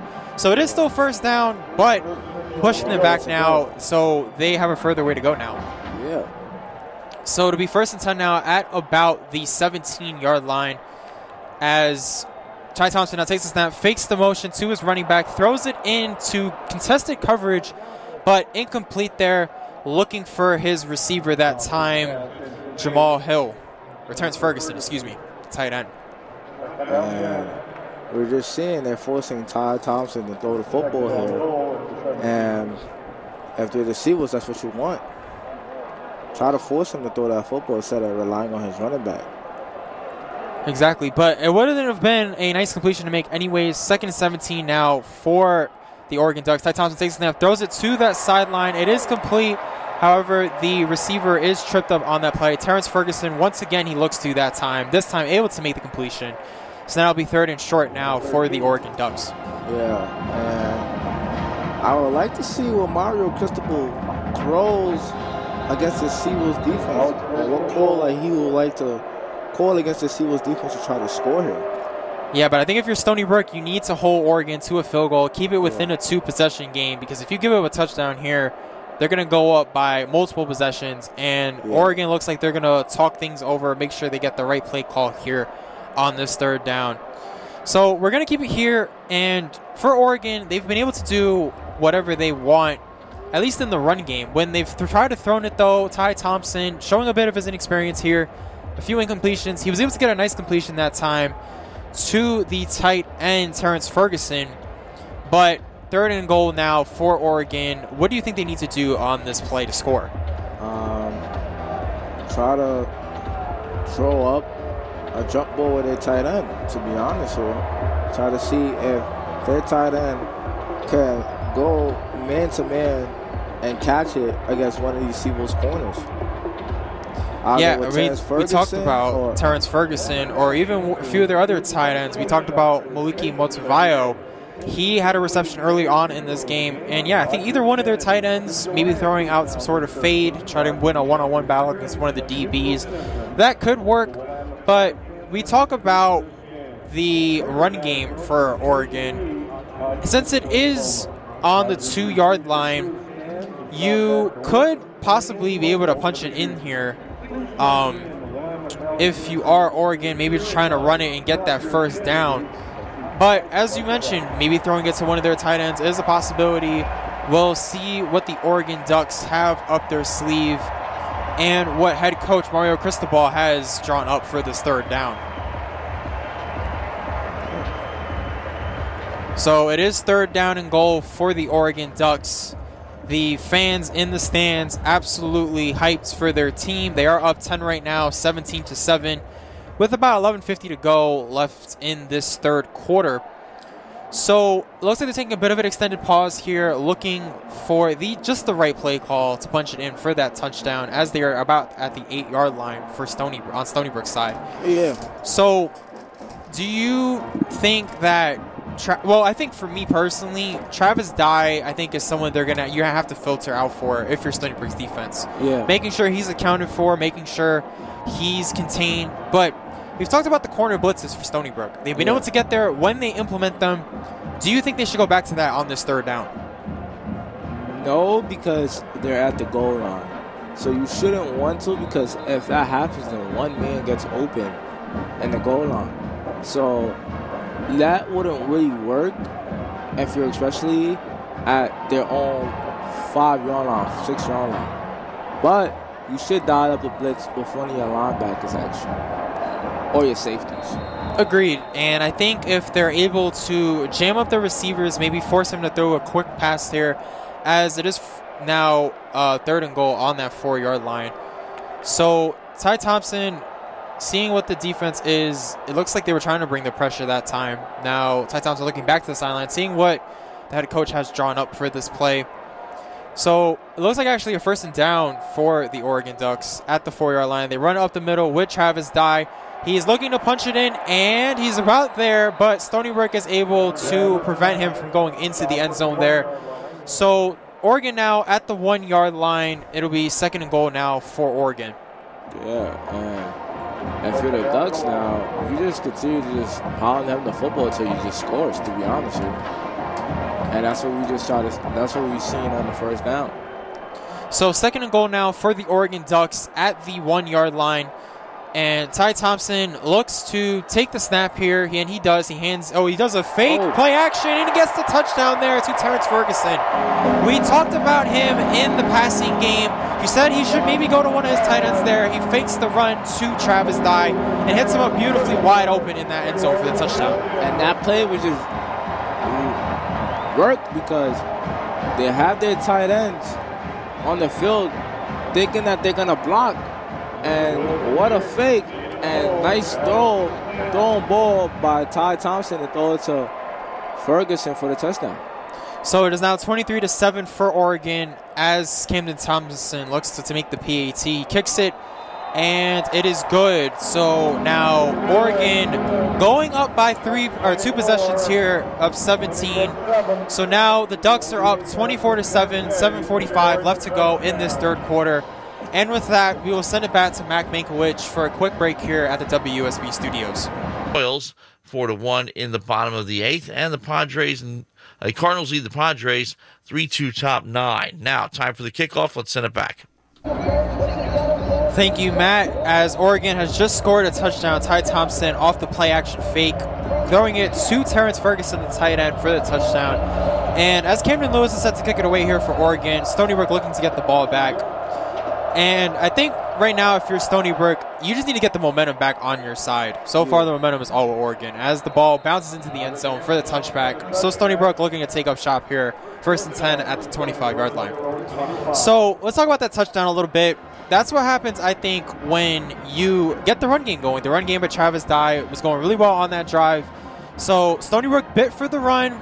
Oregon that time with the play-action fake. And Ty Thompson threw a perfect ball to Terrence Ferguson, who was basically untouched in the end zone. Yeah. And if you're able to have a good run game, you're able to fake teams off play action. That's just what happened there. And Terrence Thompson was just untouched.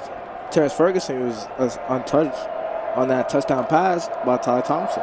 So 1st and 10 now for the Seawolves on the 25-yard line. Agwell Fields hands it off to Tyson Lawn, who runs to the right side, but is met for a short gain that time. Great play there by Veron McKinley III, as we've been talking about throughout this game, able to get into that gap for the stop. So it'll be 2nd and about 8 or 9 yards now for Stony Brook. Yeah, and you're right. We have been mentioning his name a lot because he has 2 interceptions. Both balls thrown right to him. And he came into this game with only 1 interception, and now he has 2 interceptions against the Seawolves offense. Yeah, Veron McKinley and Popo Amuve, the defensive tackle there, able to get the stop on that run there.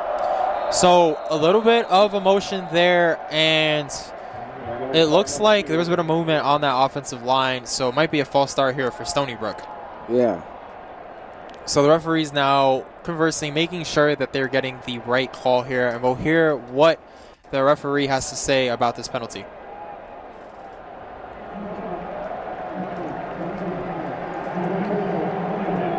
So it is a false start that time by the right tackle, I believe, Cameron Lucas. So it'll move Stony Brook back 5 yards, and now it'll be, instead of 2nd and 8, a 2nd and 13 now for Stony Brook on their own 22-yard line. So 2nd and 13 now for the Stony Brook Seawolves at the 22-yard line. Tyquel Fields looks to take the snap. He takes it, fakes it to Tyson Lawn, throws it to the right sideline, but incomplete there. Looking for Delonte Helms Jr. on that right sideline, but incomplete that time, so it'll be 3rd and long for Stony Brook. Yeah, and that was just a good job by the Oregon secondary, making sure that Delonte Helms Jr. doesn't get any type of room, and that was just a nice job of Markel Wright.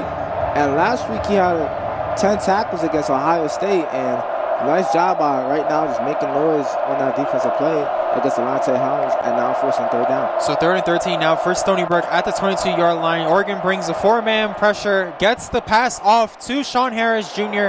He was a little bit to the right. It looks like he might be a little bit short that time, so there will be 4th down for Stony Brook. A great tackle there by Brandon Williams, the DB. So it sets up to be 4th down. Bennett Williams that time on the tackle. So if you're Stony Brook here, you're down by 17. You only have 7:45 left to go in this game. And you kind of have to go for it here. And that's what it looks like they're doing. 4th and 2 now, 4th and short on the Stony Brook 33-yard line. Tyquo Fields looking to take the snap. Motions the tight ends to the left side. Oregon bringing their defense up. It looks like it's going to be some kind of blitz. So Tyquo Fields steps back out looking to see what the Oregon defense has to have. And it looks like Stony Brook is going to use one of their timeouts on this 4th down play to adjust there by the Oregon defense. It was really interesting because he tried to draw the Ducks defense off sides, but whilst doing that, 2 of their tight ends motion and try to get the Ducks defense to jump offside, and that was just great discipline by the Ducks defense, making sure not to jump when the ball is not snapped, making sure to look at the ball, and that was just a good job. And it looks like now it was a delay of game. So you're exactly right. It looked like they were trying to draw the Ducks offside. They weren't having any of it at all. So it'll be 4th and 10 now on the Stony Brook 28 as Mitchell Wright looks to punt it away. He punts it to about the 40-yard line where the receiver comes down with the catch and is tackled at around the 37-yard line. The return there by Micah Pittman. So Oregon comes back on the field. They just scored the touchdown there to Terrence Ferguson, the tight end, off the play-action fake. And with Ty Thompson look to come back on the field, you're up 17. You don't really need to do anything crazy. What do you think Oregon needs to do here to kind of salt this game away? Well, continue to just pound the football with Travis Dye and continue to just waste clock in the 3rd quarter, because you want to waste the clock because you're up by 17. So now, since you have the lead, you want to play conservative and not play aggressive. Agreed there. So far, Ty Thompson throughout the second half in his professional college debut, he has been 3 of 5 so far for 22 yards and that touchdown, as I mentioned before, to Terrence Ferguson, the tight end, off the play-action fake. So I definitely agree with you. They definitely need to get that running game going here in this drive. Keep it on the ground. No need to try to force it anything through the air. And if you're Ty Thompson, granted you have that fantastic offensive line protecting you, but for Stony Brook, what do you need to do here to get the ball back? Stay disciplined on defense. We've seen that these penalties are costing the Seagulls defense, and without these penalties, this game will be a lot closer than it is. And these penalties on the Seagulls defense, they're just making a lot of mental errors. Agree with you there. 1st and 10 now for the Ducks on the Oregon 37. Ty Thompson takes a snap, hands it off to CJ Verdell, and he's only able to get maybe 1 or 2 yards that time. Great stop there by the Stony Brook defense, forcing 2nd and long now. Yeah, and that was just a nice stop, clog in the middle, making sure that CJ Verdell don't get a nice hole in that middle, and that was just a nice tackle by number 93 in the Seagulls defense. Yeah, Takar Edwards having a fantastic little tackle there on the 1st down, forcing 2nd and 10 now for the Ducks on the Oregon 37. Ty Thompson takes the snap, pitches it off to CJ Verdell, try to get the spin move there, but a great stop there by the Stony Brook defense, forcing him to kind of transition back a little bit, and Jalen Stover able to make the tackle there. Yeah, and we've seen that the Ducks are trying to force the Seagulls secondary to try to tackle them, so they're bouncing the play outside. But that was just a nice tackle by the Seagulls secondary, and now it brings a 3rd and medium on the Oregon 39-yard line. So 3rd and 8 now for the Oregon Ducks on their own 39-yard line. They handed up the middle here with CJ Verdell, only able to get about 4 or 5 that time. So it'll bring up 4th and short for the Oregon Ducks with about 5:27 left to go in this 3rd period, and they're now going to bring on their punt unit. TJ Verdell a little bit with a limp here, though, going off the sideline. So they're definitely going to try to use more of Travis Dye here on their next series. Yeah. And we have not really said his name a lot. Right after that first drive, after he scored a touchdown against the Seawolves defense. So Tom Steen now punting it away for Oregon. He gets it to about he gets a nice bounce back to about the 17, 18-yard line. So Stony Brook now looking to get the ball back, about 5:15 left to go in this third quarter.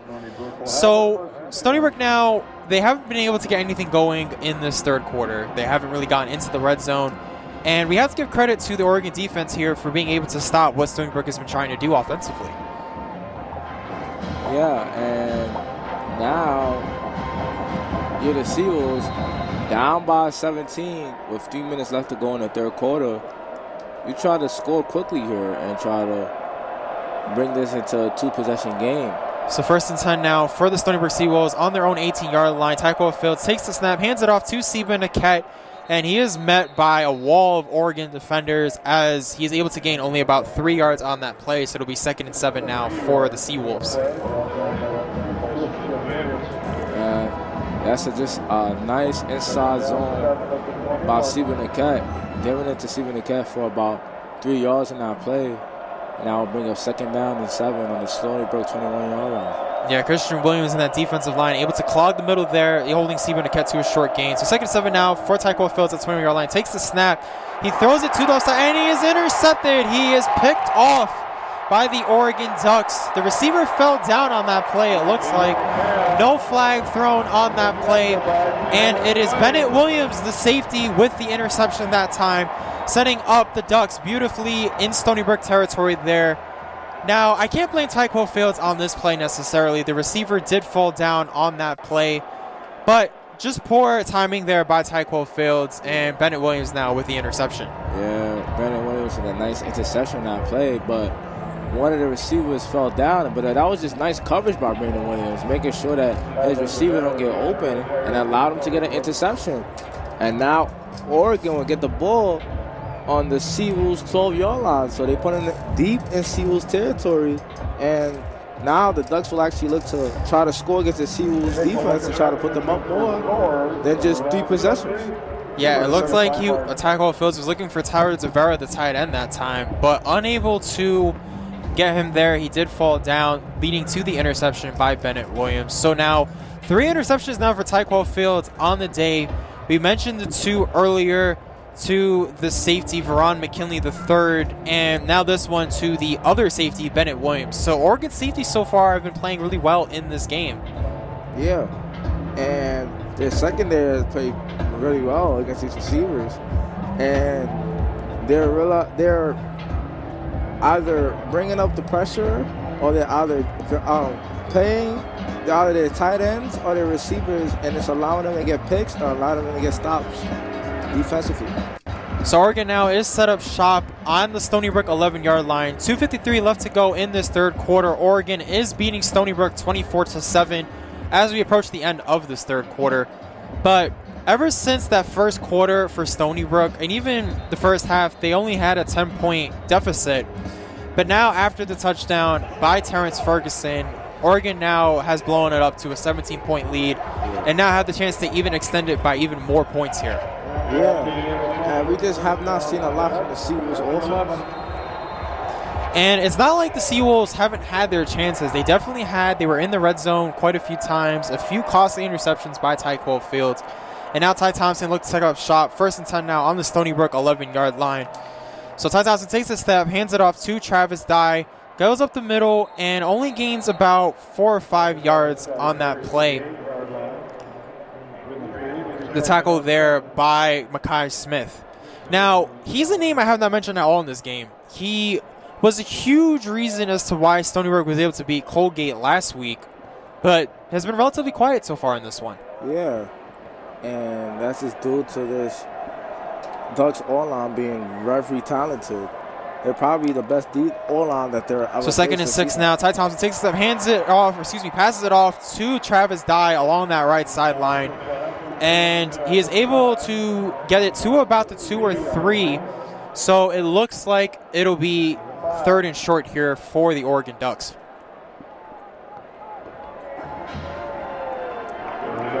So Travis Dye, so far in this game, he's had 84 yards rushing.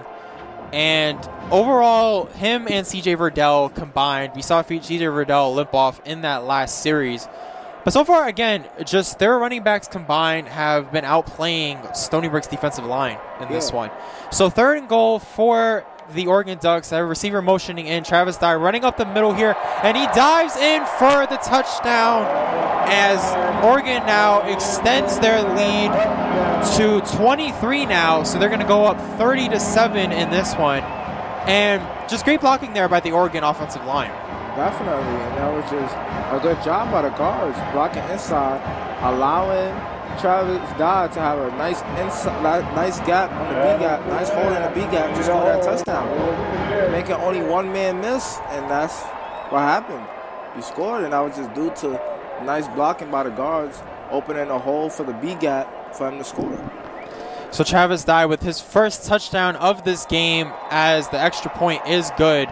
So now, with 1:38 left to go in the 3rd quarter, Oregon goes up 31-7, a 24-point lead for the Ducks. And we're going to send it really quickly to Matt Mankiewicz and the WUSB Studios for a quick studio update. Man wide open. That's a touchdown. Keith is really into this game in the second half, and that should do it for Boulder. Well, some highlights going on in the background, but in any case, we do have some scores for you here. First off, games in progress, one in particular. We've got James Madison and Weber State. That's a 27-10 James Madison lead with 2:56 left in the 3rd. There's a lot to manage in life right now. Chase secure. And, of course, ESPN's commercials get on your nerves, too. But, in any case, we do have some top 25 scores as well. Games in progress pretty quick. Number 2, Georgia up on South Carolina now 40-13. Number 10, Penn State, a 28-20 lead over Auburn. Number 22 with 10:48 left in the 4th in that one. North Carolina, they had a big lead early, but now it's 38-31 over Virginia with 4:57 left in the 3rd. Let's send it back. We're back in action. Thank you, Matt. Oregon just scored a touchdown with Travis Dye running up the middle for a 3-yard score. So now they have a 31-7 lead over your Stony Brook Seawolves. So now, with the ball going into the end zone for a touchback, Stony Brook now is looking to start this drive on their own 25-yard line.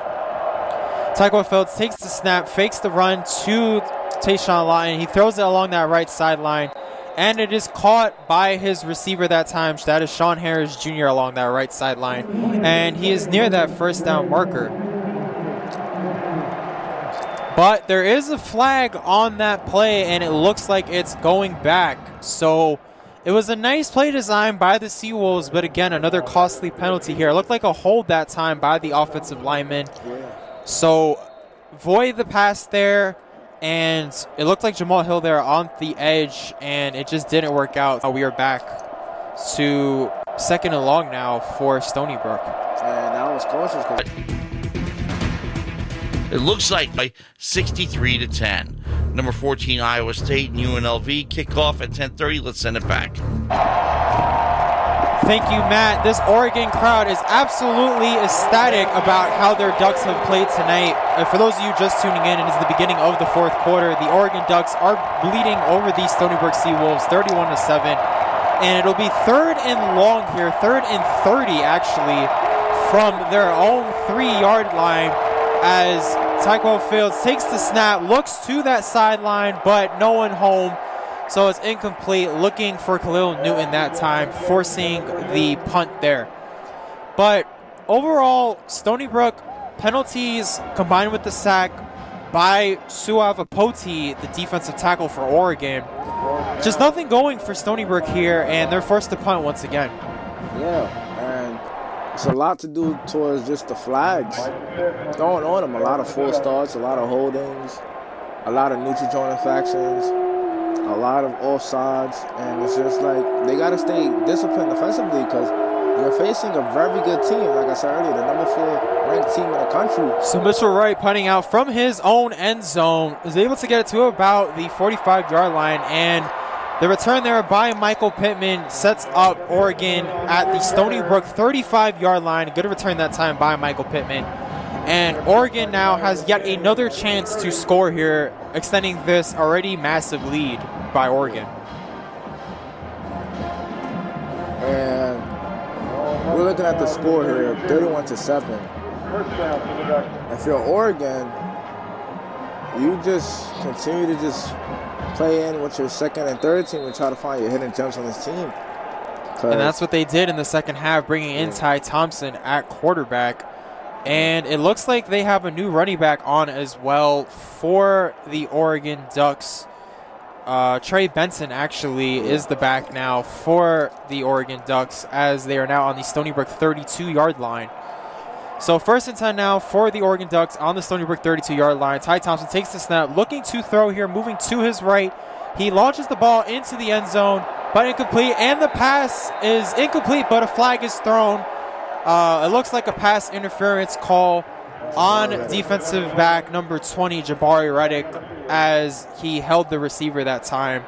Wow. Looking for Devin Williams in the end zone. And once again, these penalties is just causing them the game and just continue to just wash them out this game. And with that penalty, it puts Oregon in a very good field possession around the goal line or the red zone where the penalty was committed.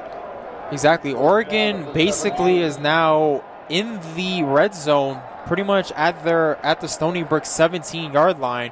So it'll be 1st and 10 now for the Oregon Ducks on the Stony Brook 17-yard line. Ty Thompson takes the snap, looking to his right, throws right along that sideline. Oh, an incomplete there. It was right on the fingertips of Chris Hudson, the wideout on the right sideline, but just unable to hold it that time. Yeah, and I thought he was going to actually be able to catch that ball, but because he was wide open and it seemed like a good throw thrown to him, but he couldn't be able to hold on to that football and now bring 2nd down. I mean, only on 3 targets in this game. Chris Hudson's only had 1 reception for 6 yards, so not many targets thrown his way. So 2nd and 10 now for the Oregon Ducks. Ty Thompson takes the snap, hands it off to the running back. As I just mentioned, they do have a new running back, Trey Benson, and he is able to get about 5 or 6 yards on that play. So it'll be 3rd and short now for Oregon. And once again, that penalty on Jabari Reddick is just DC was getting a lot of flags committed and throwing at them, and it's just costing them. Basically, if they didn't have these penalties, this game would be a lot closer. Agreed. So it's 3rd and 5 now for the Oregon Ducks on the Stony Brook 12-yard line. Ty Thompson looking to take the snap here from his center. Stony Brook showing a bit of a blitz here. He gets the snap off, fakes the run there, but Stony Brook all over that on the sack. Multiple players involved on that play, but mainly led by Carthel Flowers, the defensive back, once again. Yes, and nice job by Carthel Flowers, and now that's going to bring the kicking team for the Ducks. So the kicking team is set to come on for the Ducks as they try to make it 34-7 here in this 4th quarter. And although Stony Brook kind of started out bad on this drive, especially with the costly penalty from Jabari Reddick, they're able to get the stop there, get the sack by Carthel Flowers to force the 4th down. So 4th and 10 now, Camden Smith takes the kick, and the kick is good. So Oregon is able to extend their lead. It is now 34-7, and now 27-point deficit from the Oregon Ducks as Camden Lewis is able to make it from 35 yards. Yeah. So Oregon now extending their lead. They are now up by 27 points. It is 34-7. 13:08 left to go in this 4th quarter. And with that, we will send it back for a quick break here to Mac Mankiewicz in WUSB Studios.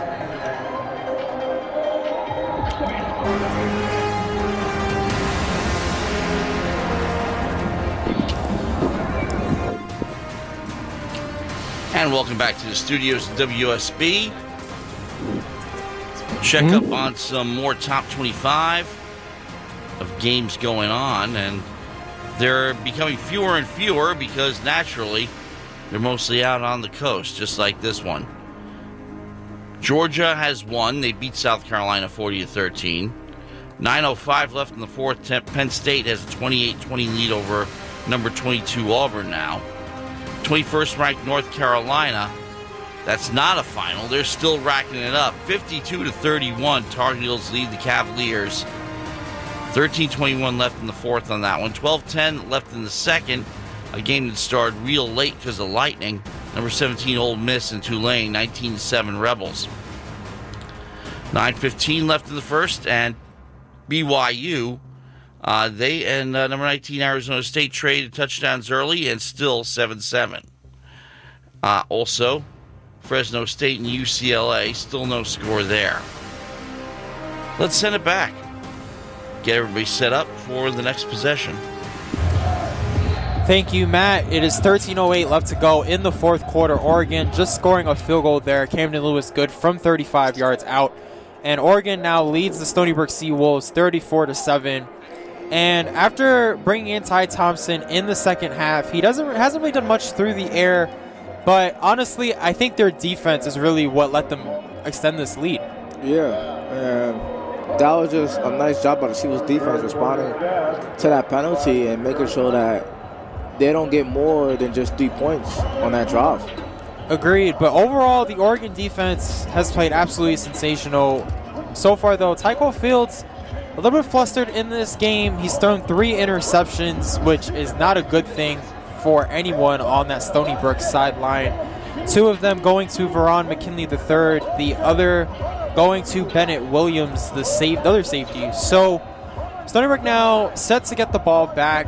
They are down 27 points at this moment in time.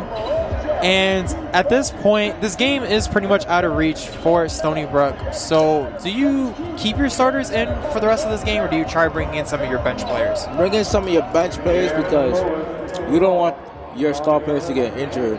And because it's not a conference game, this game is not really too important in your chances of trying to make it in the NCAA playoffs. Agreed. So 13:08 left to go in the fourth quarter. Camden Lewis looking to kick it away back to Stony Brook. And he gets it back into the end zone for a touchback. So Stony Brook now starting on their own 25-yard line, 1st and 10. So we've talked about the Oregon defense, and Stony Brook's offense. When they've been able to get it going, they've gotten some good plays, some good passes, some good runs, but just a few costly interceptions combined with Oregon kind of stiffening up that defensive line has been able to kind of blow this game open for the Ducks. Yeah, and you're right about that. These penalties and the fact that the offense can't move the ball offensively, and that's the reason why these Ducks are up 34-7. So Tycho Fields still in the game here as he looks to get the snap here. 1st and 10 on the 25-yard line. Hands it off to Seba Niket, and he continues to fight his way for about 6 yards there. So it'll be 2nd and 4 now on about the 31-yard line of Stony Brook. And you just see the handoff to Seba Niket for about 3 yards on that play, which will just bring up 2nd down and 7. A great design there by Chuck Prior and the Stony Brook offense. Again, still trying to get that running game going. He only has 24 yards on this day, Seba Niket. So 1st and 10 now for Stony Brook. Sean Harris Jr. motioning to the right side, and he gets the completion this time for about 3 or 4 yards. Or excuse me, Delonte Helms Jr. actually getting the catch that time. And for the 3 or 4 yard completion, that was all set up by the motion by Delonte Helms Jr. along that left side. Yeah, and it looked like they brought him down, but actually they didn't bring him down, so he kept running for all these. I mean, if they don't blow the whistle, you might as well keep running. Yeah. So it'll be 1st and 10 now on the Stony Brook 38-yard line after that 8-yard completion to Delonte Helms Jr. off the motion. So 1st and 10 on the Stony Brook 38-yard line. Tyquo Fields takes the snap, hands it off to someone we actually have not seen in this game. We saw him a little bit earlier in the Colgate game, Roland Dempster. the kind of third premier back for Stony Brook, giving him some touches here late in this one. And now you're starting to see the Seawolves start to bring their second and third team in. And I think if you're Stony Brook, you don't want to risk any injuries to Tyson Lawton or even Seba Naquette. So bringing in Roland Dempster, giving him some nice touches, I think is a great move by Chuck Pior and that Stony Brook team. So Roland Dempster on that previous play, able to get 5 yards up to the Stony Brook 43. So 2nd and 5 now on the Stony Brook 43-yard line. Taekwondo Phillips takes the snap, hands it off to Roland Dempster, who just keeps fighting his way off to try to get some more yardage, but is able to get the stop there from Oregon at about a gain of only about 3 yards. So it'll be 3rd and short now for Stony Brook. And again, Sewell, the linebacker, able to come in on that play to prevent any more yardage for Roland Dempster that time. Noah Sewell, he's been everywhere in this game. He's been all over the field. Oh, quick snap here for Stony Brook as they tried the quarterback sneak by Tyquell Fields. And it looks like he got enough for the first down. Again, just a quick hurry-up offense here for Stony Brook, trying to get some last-minute plays here. Obviously, you still can't come back in this game. You know, there's still a lot of time left in this fourth quarter. But down 27, especially against a team like Oregon, you never know. But it is unlikely, though, that it is going to happen. Yeah. So 1st and 10 now for the Seawolves on their own 49-yard line. Tyquell Fields takes the snap. Stephen Naquette back in the game, now picking up on a blocking assignment. Tyquell Fields running to his right, looking to throw it to anyone. He throws it across his body along the left side. And, almost another interception by Oregon that time. And just right through the hands of Brian Addison, the DB out of Gardena, California. Yeah. So, again, it was a poor decision there by Tyquell Fields once again. No one was really there. And Oregon almost had another interception there. That would have been the 4th of the game for Tyquell Fields. Yeah, it was not a good decision made by Tyquell Fields. And Tyquell Fields had a lot of running room there. I'm just surprised he didn't run the football there. Instead of he just tried to throw the football for a touchdown. Yeah, I guess he was trying to get the big play to try to at least get some momentum back on their side instead of incompletion. So now it'll be 3rd down for Tyquell Fields, running to his right, trying to get out of there. He runs it this time, but slides to about the 47-yard line, a gain of about 3 that time. So it will be 3rd down and short here for the Seawolves. The Oregon Ducks are absolutely hyped. Their crowd knows that they pretty much have this game in the bag and try to maintain those hopes of going higher in this little ranking here for the NCAA. Yeah, you see in the crowd just celebrating because they believe they have this game won. Yeah, I think they believe this game is over. And a quick timeout taken by Stony Brook, the first of this half. It is 3rd and 8 now for them on the Oregon 49-yard line. And again, at this point, they're just trying to get some score on the board, try to have something positive to take away from this game, moving into their next game against Fordham next week. Yeah. And you know what's the funny part, Anthony? This is the loudest I actually heard the crowd in the second half, because in the first half, I wasn't hearing the crowd yell this loud. That is true, but the crowd has been involved in this game pretty much throughout. Oregon, they've been pretty dominant this whole game. In the first half, Stony Brook, they kept it to within 10. They had a bit of a shot. But then the second half, they were getting outscored 17-0. Yeah. And ultimately, they pretty much lost all their momentum coming out of the locker room in that second half. Yeah. And with 9:26 left to go in this fourth quarter, 4th and 8 coming up, actually. What do you think they need to do or take away from this game going into next week when they come back home to Kenneth Laval Stadium to take on Fordham? Well, number one, focus on Tyquell Fields' accuracy and decision-making to throw that football. Because, yes, I do believe if he didn't make those 2 cautious interceptions early in the game, this game will be a lot different than it is right now. Agreed. So with him throwing the ball more accurately and with him making the right decisions, he should be good against Fordham, to be honest, because they have a really good run game. Agreed. So Tyquell Fields, we've been talking about him. Not the best game. 9 of 21 for 128 yards, 3 interceptions, 1 by Bennett Williams, 2 by their other safety, Veron McKinley III. So overall, just Oregon has really stepped up their defense in the second half, not allowing Stony Brook to score at all and holding them for 4 of 14 on third down. Yeah. So with 9:26 left to go in this game, and with this fourth down play coming up for Stony Brook, you see the the Oregon marching band kind of cheering this crowd on as they believe they have this game essentially in the bag. And if they do have this game in the bag, Oregon will move to 3-0 on the year. And how do you think this will impact their ranking in the NCAA standings? Well, that's actually hard. Let's see how the other teams actually play, but so it's 4th and 8. So it's 4th and 8 now on the Oregon 48-yard line. Sorry to cut you off. 4th and 8. Tycho Fields takes the snap, fakes it off to Stephen Niquette, throws it to Stephen Niquette on that left side, and is held to a short gain there. So that was a third down play by Stony Brook. So now it is 4th down. 4th and about 6 that time on that Oregon side of the field. Again, Noah Sewell all over Stephen Niquette on that play. So 4th and 5 now for Stony Brook on the Oregon 46. Tycho Fields looks like he was about to take the snap, heads back out to look towards that sideline. It looks like to be in about a single back formation.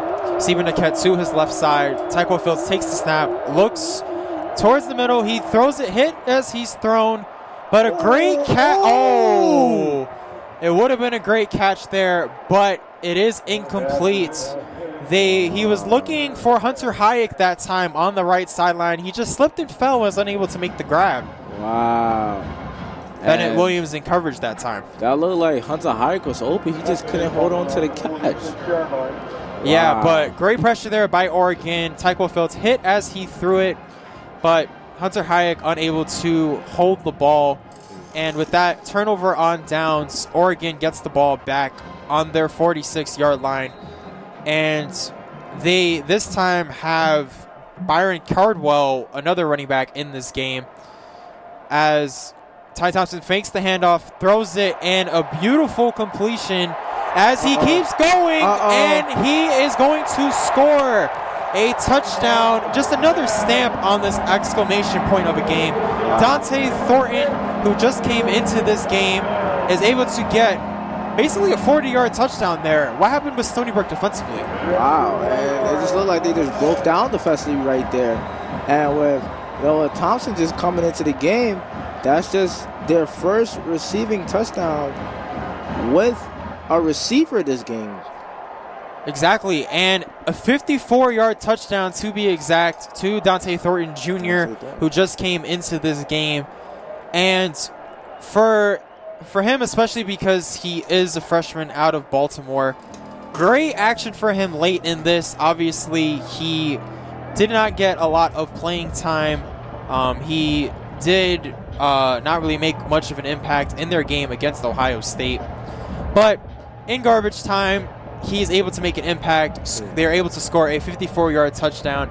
And overall, that touchdown is just a great confidence booster for both Ty Thompson, the quarterback, and Dante Thornton, the wide receiver. Yeah, that was just a great connection by Ty Thompson to Thornton on that play. It was a nice pass, quick pass, and it just led for a touchdown. Nobody in the Sewell secondary could catch up to him.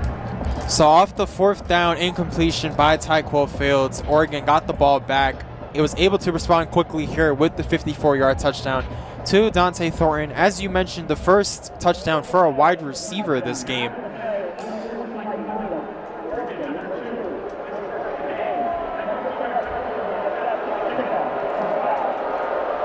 And it seems like the referee called an unsportsmanlike penalty against Devin Williams, the wide receiver, number 2.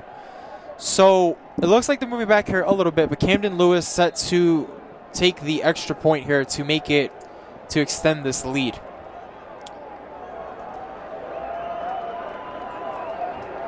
Camden Lewis gets the ball. The snap is good. The kick is good. And with that, Oregon leads Stony Brook 41-7. So Stony Brook now is getting outscored 24-0 in the second half. Yeah.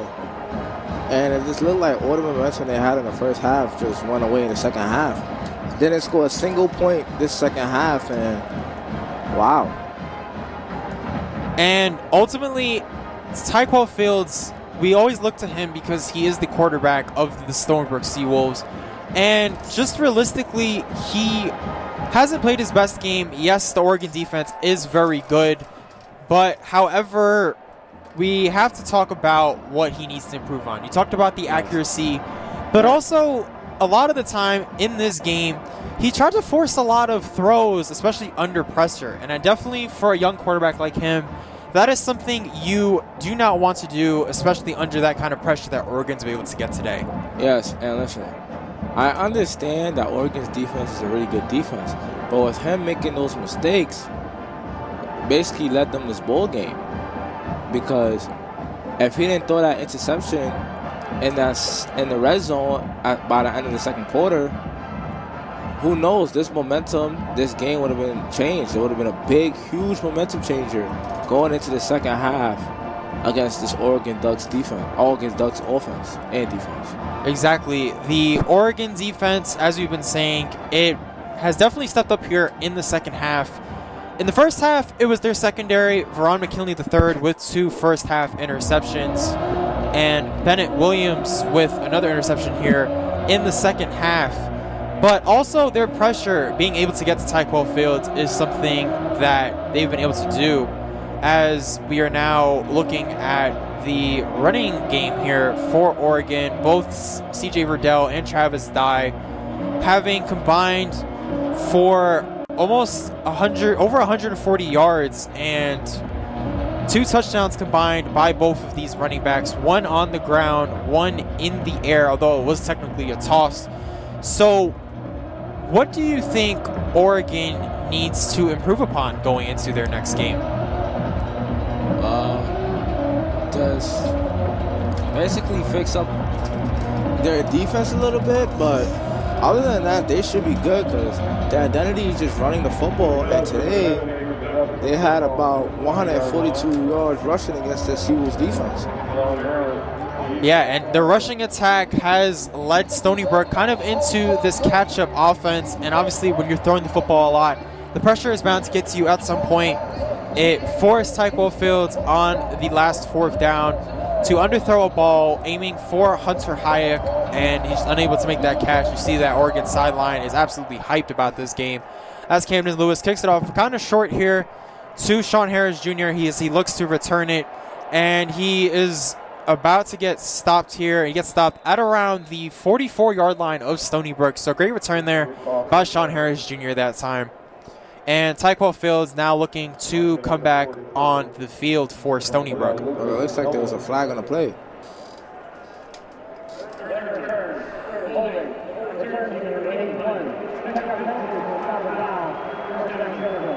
So we talked about the unsportsmanlike penalty by Devin Williams, and that set them back 15 yards.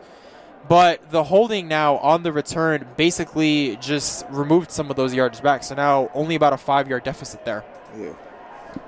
So it'll be 1st and 10 now for the Seawolves at their own 44-yard line. 8:18 left to go in this 4th quarter. And actually they have their backup quarterback now in the game, Joshua Zamont, taking the snap, handing it off to the backup running back, Roland Dempster, only able to get a few yards that time, bringing up 2nd and about 7.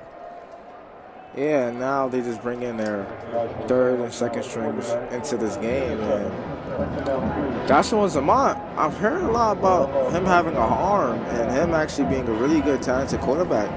So let's see what he actually do in this job. I actually want to see how good he actually plays.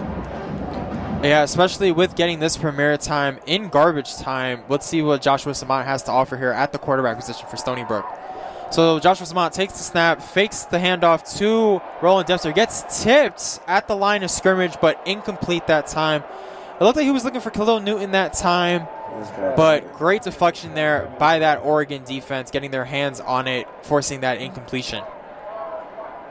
But it looked like another flag down on the play, and we'll hear what it is in just a second.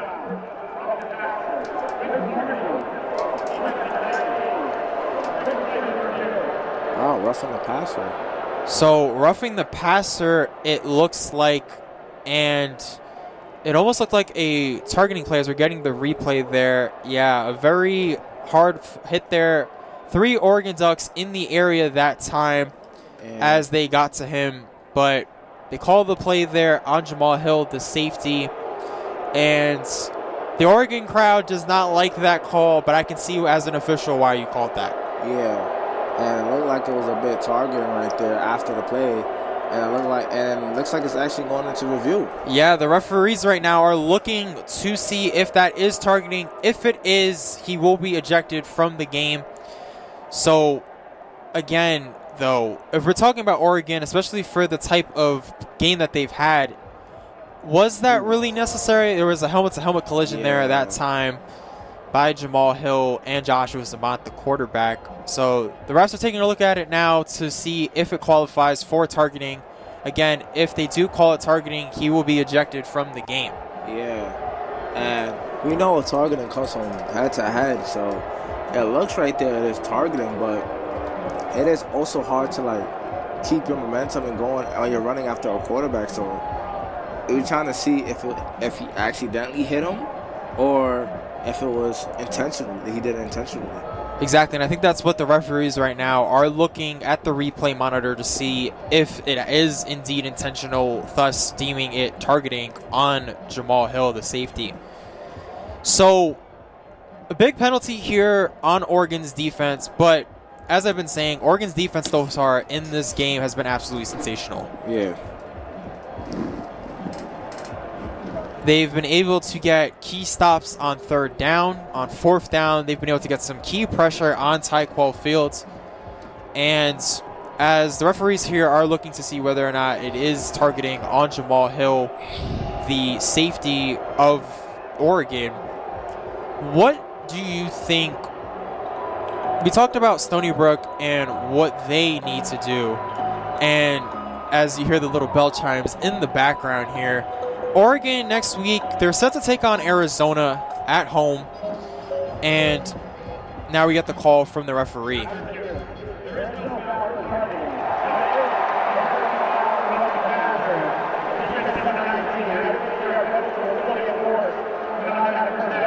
So no targeting on Jamal Hill, the safety. That must be a sigh of relief for that Oregon Ducks sideline. But still roughing the passer on Hill, costing the Ducks 15 yards and giving Stony Brook an automatic 1st down.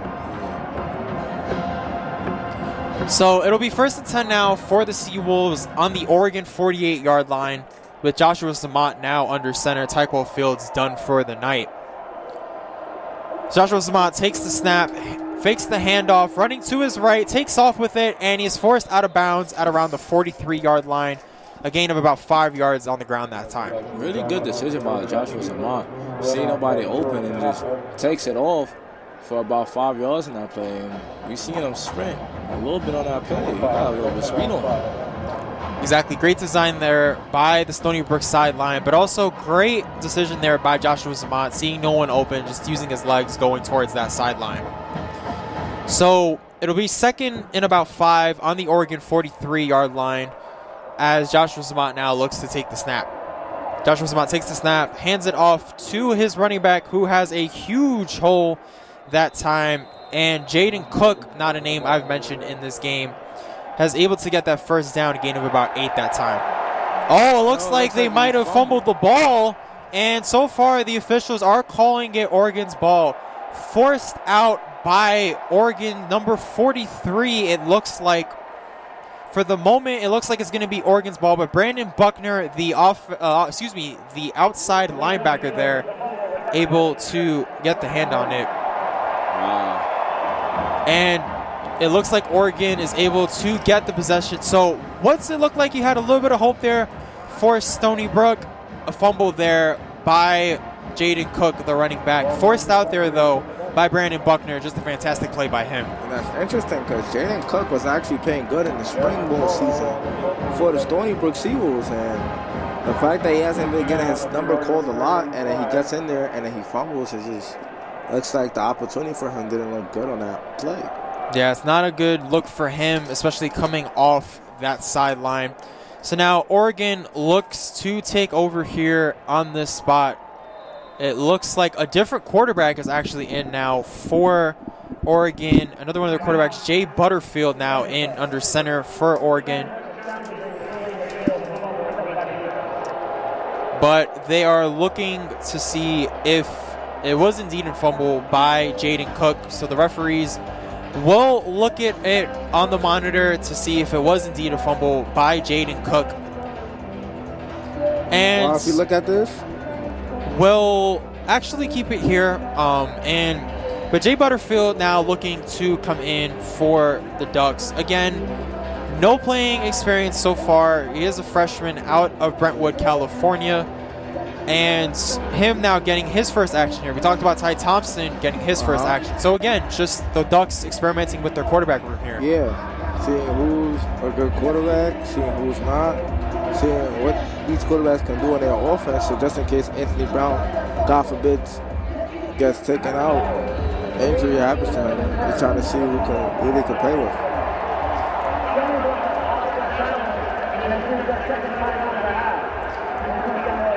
So Stony Brook actually challenged the fumble ruling by the officials on that play. They looked at it on the monitor.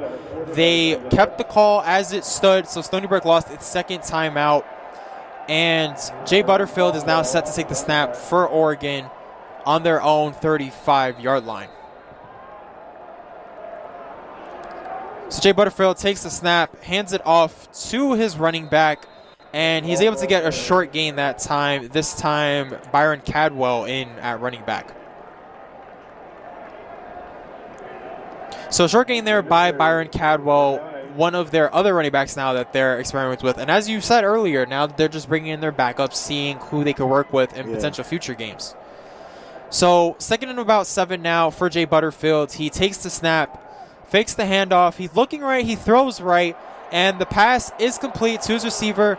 Stayed up for a little bit, but went down by the Stony Brook defense. And Dante Thornton, the man who scored the touchdown or later on their previous drive, actually, able to get about 5 yards on that play. So it'll be about 3rd and short for Oregon. Yeah, and now we're trying to see a lot of Dante Thornton into this mix.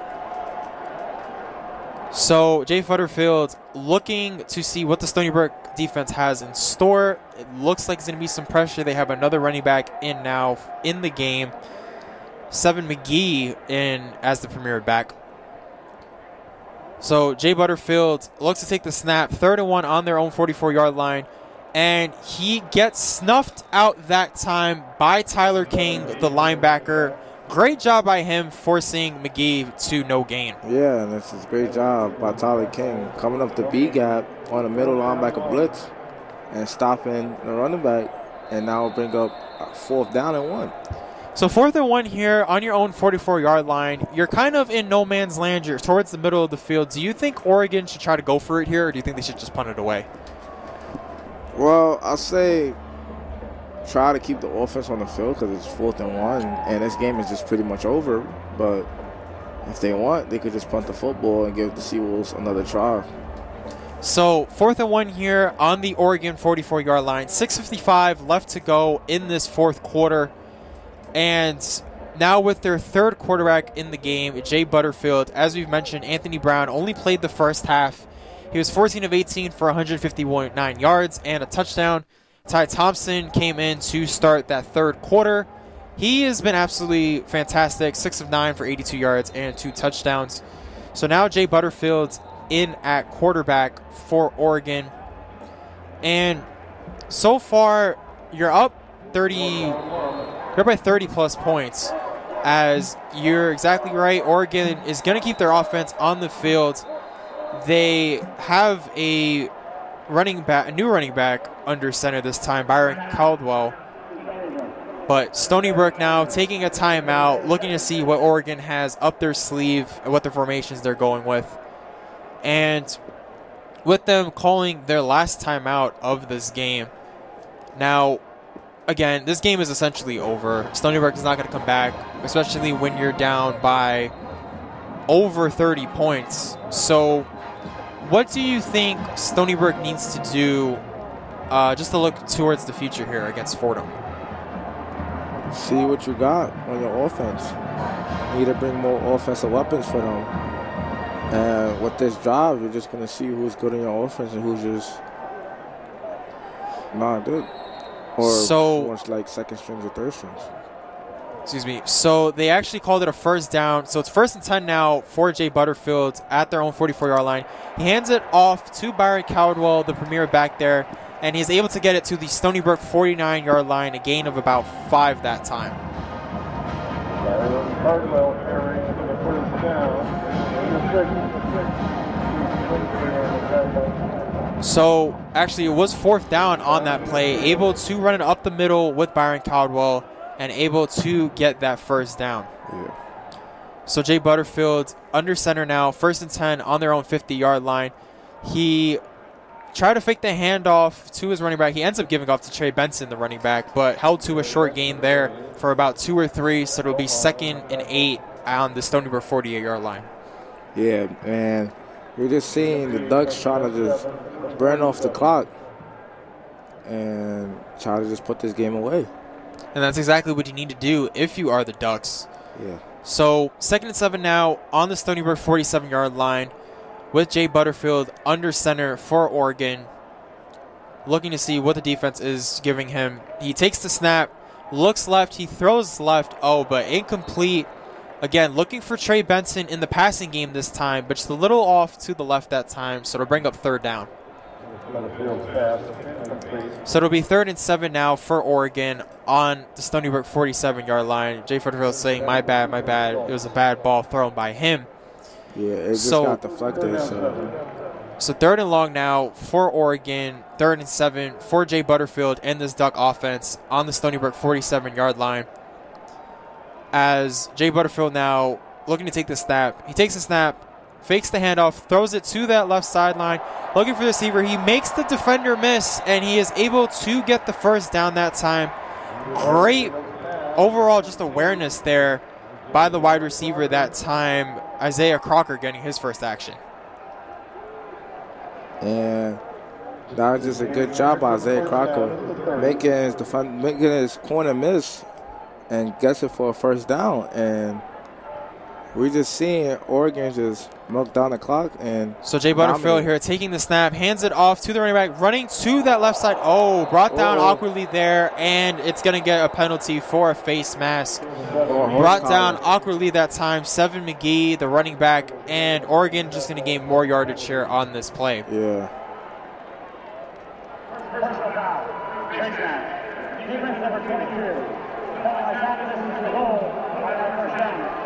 So automatic first down. Khalid Cato Jacobs guilty of the face mask that time. So again, if you're Jay Butterfield getting your first few minutes of action here on the field, he so far has done pretty well. He's been 2 of 3 for 22 yards, doing what he needs to do offensively. He had a bit of a breakup there earlier on, but able to make the first down. So 1st and 10 for Jay Butterfield on the Stony Brook 12-yard line. He fakes the run, pitches it off to his running back, who runs to that right sideline, and again brought awkwardly by Jordan Jackson, the defensive back. But the running back there, Byron Caldwell, able to get a short gain. And these penalties, once again, is just continue to just cost Stony Brook this whole football game.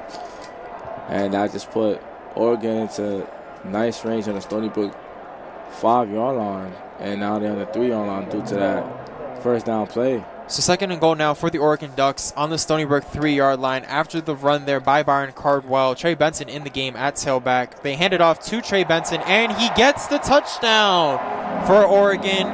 They go up by even more points now, as they are now up 47-7, a 40-point lead now for Oregon. And again, just this offensive line for the Ducks has been absolutely sensational in this game. And so far, we've talked about the 3 passing touchdowns in the air, but they've been able to get 3 rushing touchdowns as well. Give credit to that offensive line. Yeah. And once again, this offensive line is just continue to just play the game in the trenches. Able to block their assignments and giving good running back room, filling out these holes in the gaps and doing their job. and it's allowing the running backs to get yards and to get a lot of touchdowns. So Camden Lewis now looking to kick the extra point. He gets the snap, and the point AT is good. And Oregon now is up by a whopping 41 points in this one, 48-7. And let's hear this crazy stat for a second. Stony Brook has only scored its only touchdown in the first quarter. Yeah. Since then, they're getting outscored 38-0. Yeah. Which, granted, yes, Oregon is such a great team. There's a reason why they're number 4 in the country. But, again, giving up that late touchdown to Trey Benson up the middle, it's just not helping any favors for Stony Brook. And for Oregon, this is just, again, a nail in the coffin for what was a fantastic game all around by this Ducks group. Yes, and like you said, going into halftime, this game was a 10-point game, 17-7, and it could have been a one-possession game if Tykel Fields didn't force that throw to nobody in the area to force an interception. He could have just threw the ball out of bounds. But it was a 10-point game. They was down by 10, and in the second half, Oregon just flat out dominated, going on a 31-0 run.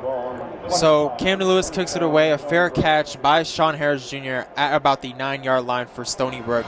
But 2:42 left to go in this game.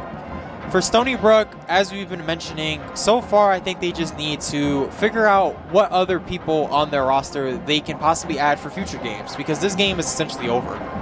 Yeah. So 2:42 left to go in this game. Stony Brook will start this drive on their own 25-yard line. Joshua Zamont in at quarterback. Roland Dempster as your feature back. So 1st and 10 now for the Stony Brook Seawolves on their own 25-yard line. Joshua Zamont takes the snap, fakes the handoff to Roland Dempster, but not fooled there. The Oregon defender that time, able to get the sack on Joshua Zamont. And that time, it was the outside linebacker, Brandon Buckner, who caused the fumble on the previous drive. And nice job by Brandon Buckner. And he's making a lot of noise on this Oregon defense. One on a fumble, and now that play for a 3-yard loss for Josh Zamont, not getting any room to run that football.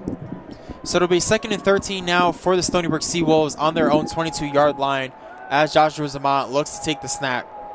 He hands it off to his running back, Roland Dempster, who gets a nice hole along that right side and is able to gain about 10 yards on that play. So it'll be 3rd and short now for Stony Brook. Yeah, and it's 3rd and medium now. And what we look to see is what Josh Zamont can do, because it's 3rd down, most likely it's going to be a passing play. So let's see if he can actually throw the ball accurately to his receivers on this play. So as you mentioned, 3rd and 4 now for the Stony Brook Seawolves on their own 31-yard line. Joshua Zamont under center. Whistle blown, and it looks like a timeout was taken by Oregon. Their first of the second half. And I think this timeout was just to give their players some rest. They know this game is essentially won. Only 1:29 left to go in this game. The Oregon Ducks are up on the Stony Brook Seawolves 48-7.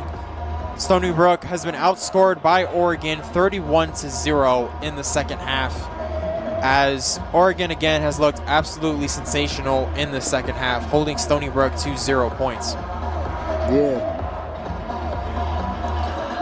So now with Joshua Zamont set to take the snap under center, it'll be 4th and 4 for the Seawolves on their own 31-yard line. He runs away from the pressure, able to run, and it looks like he got the first down there, slid down to about the 38-yard line. Great play by him. And nice job by Joshua Zamont, not seeing anybody, improvising and rolling out the pocket, rolling out to his right side, and scrambling for the first down and slides.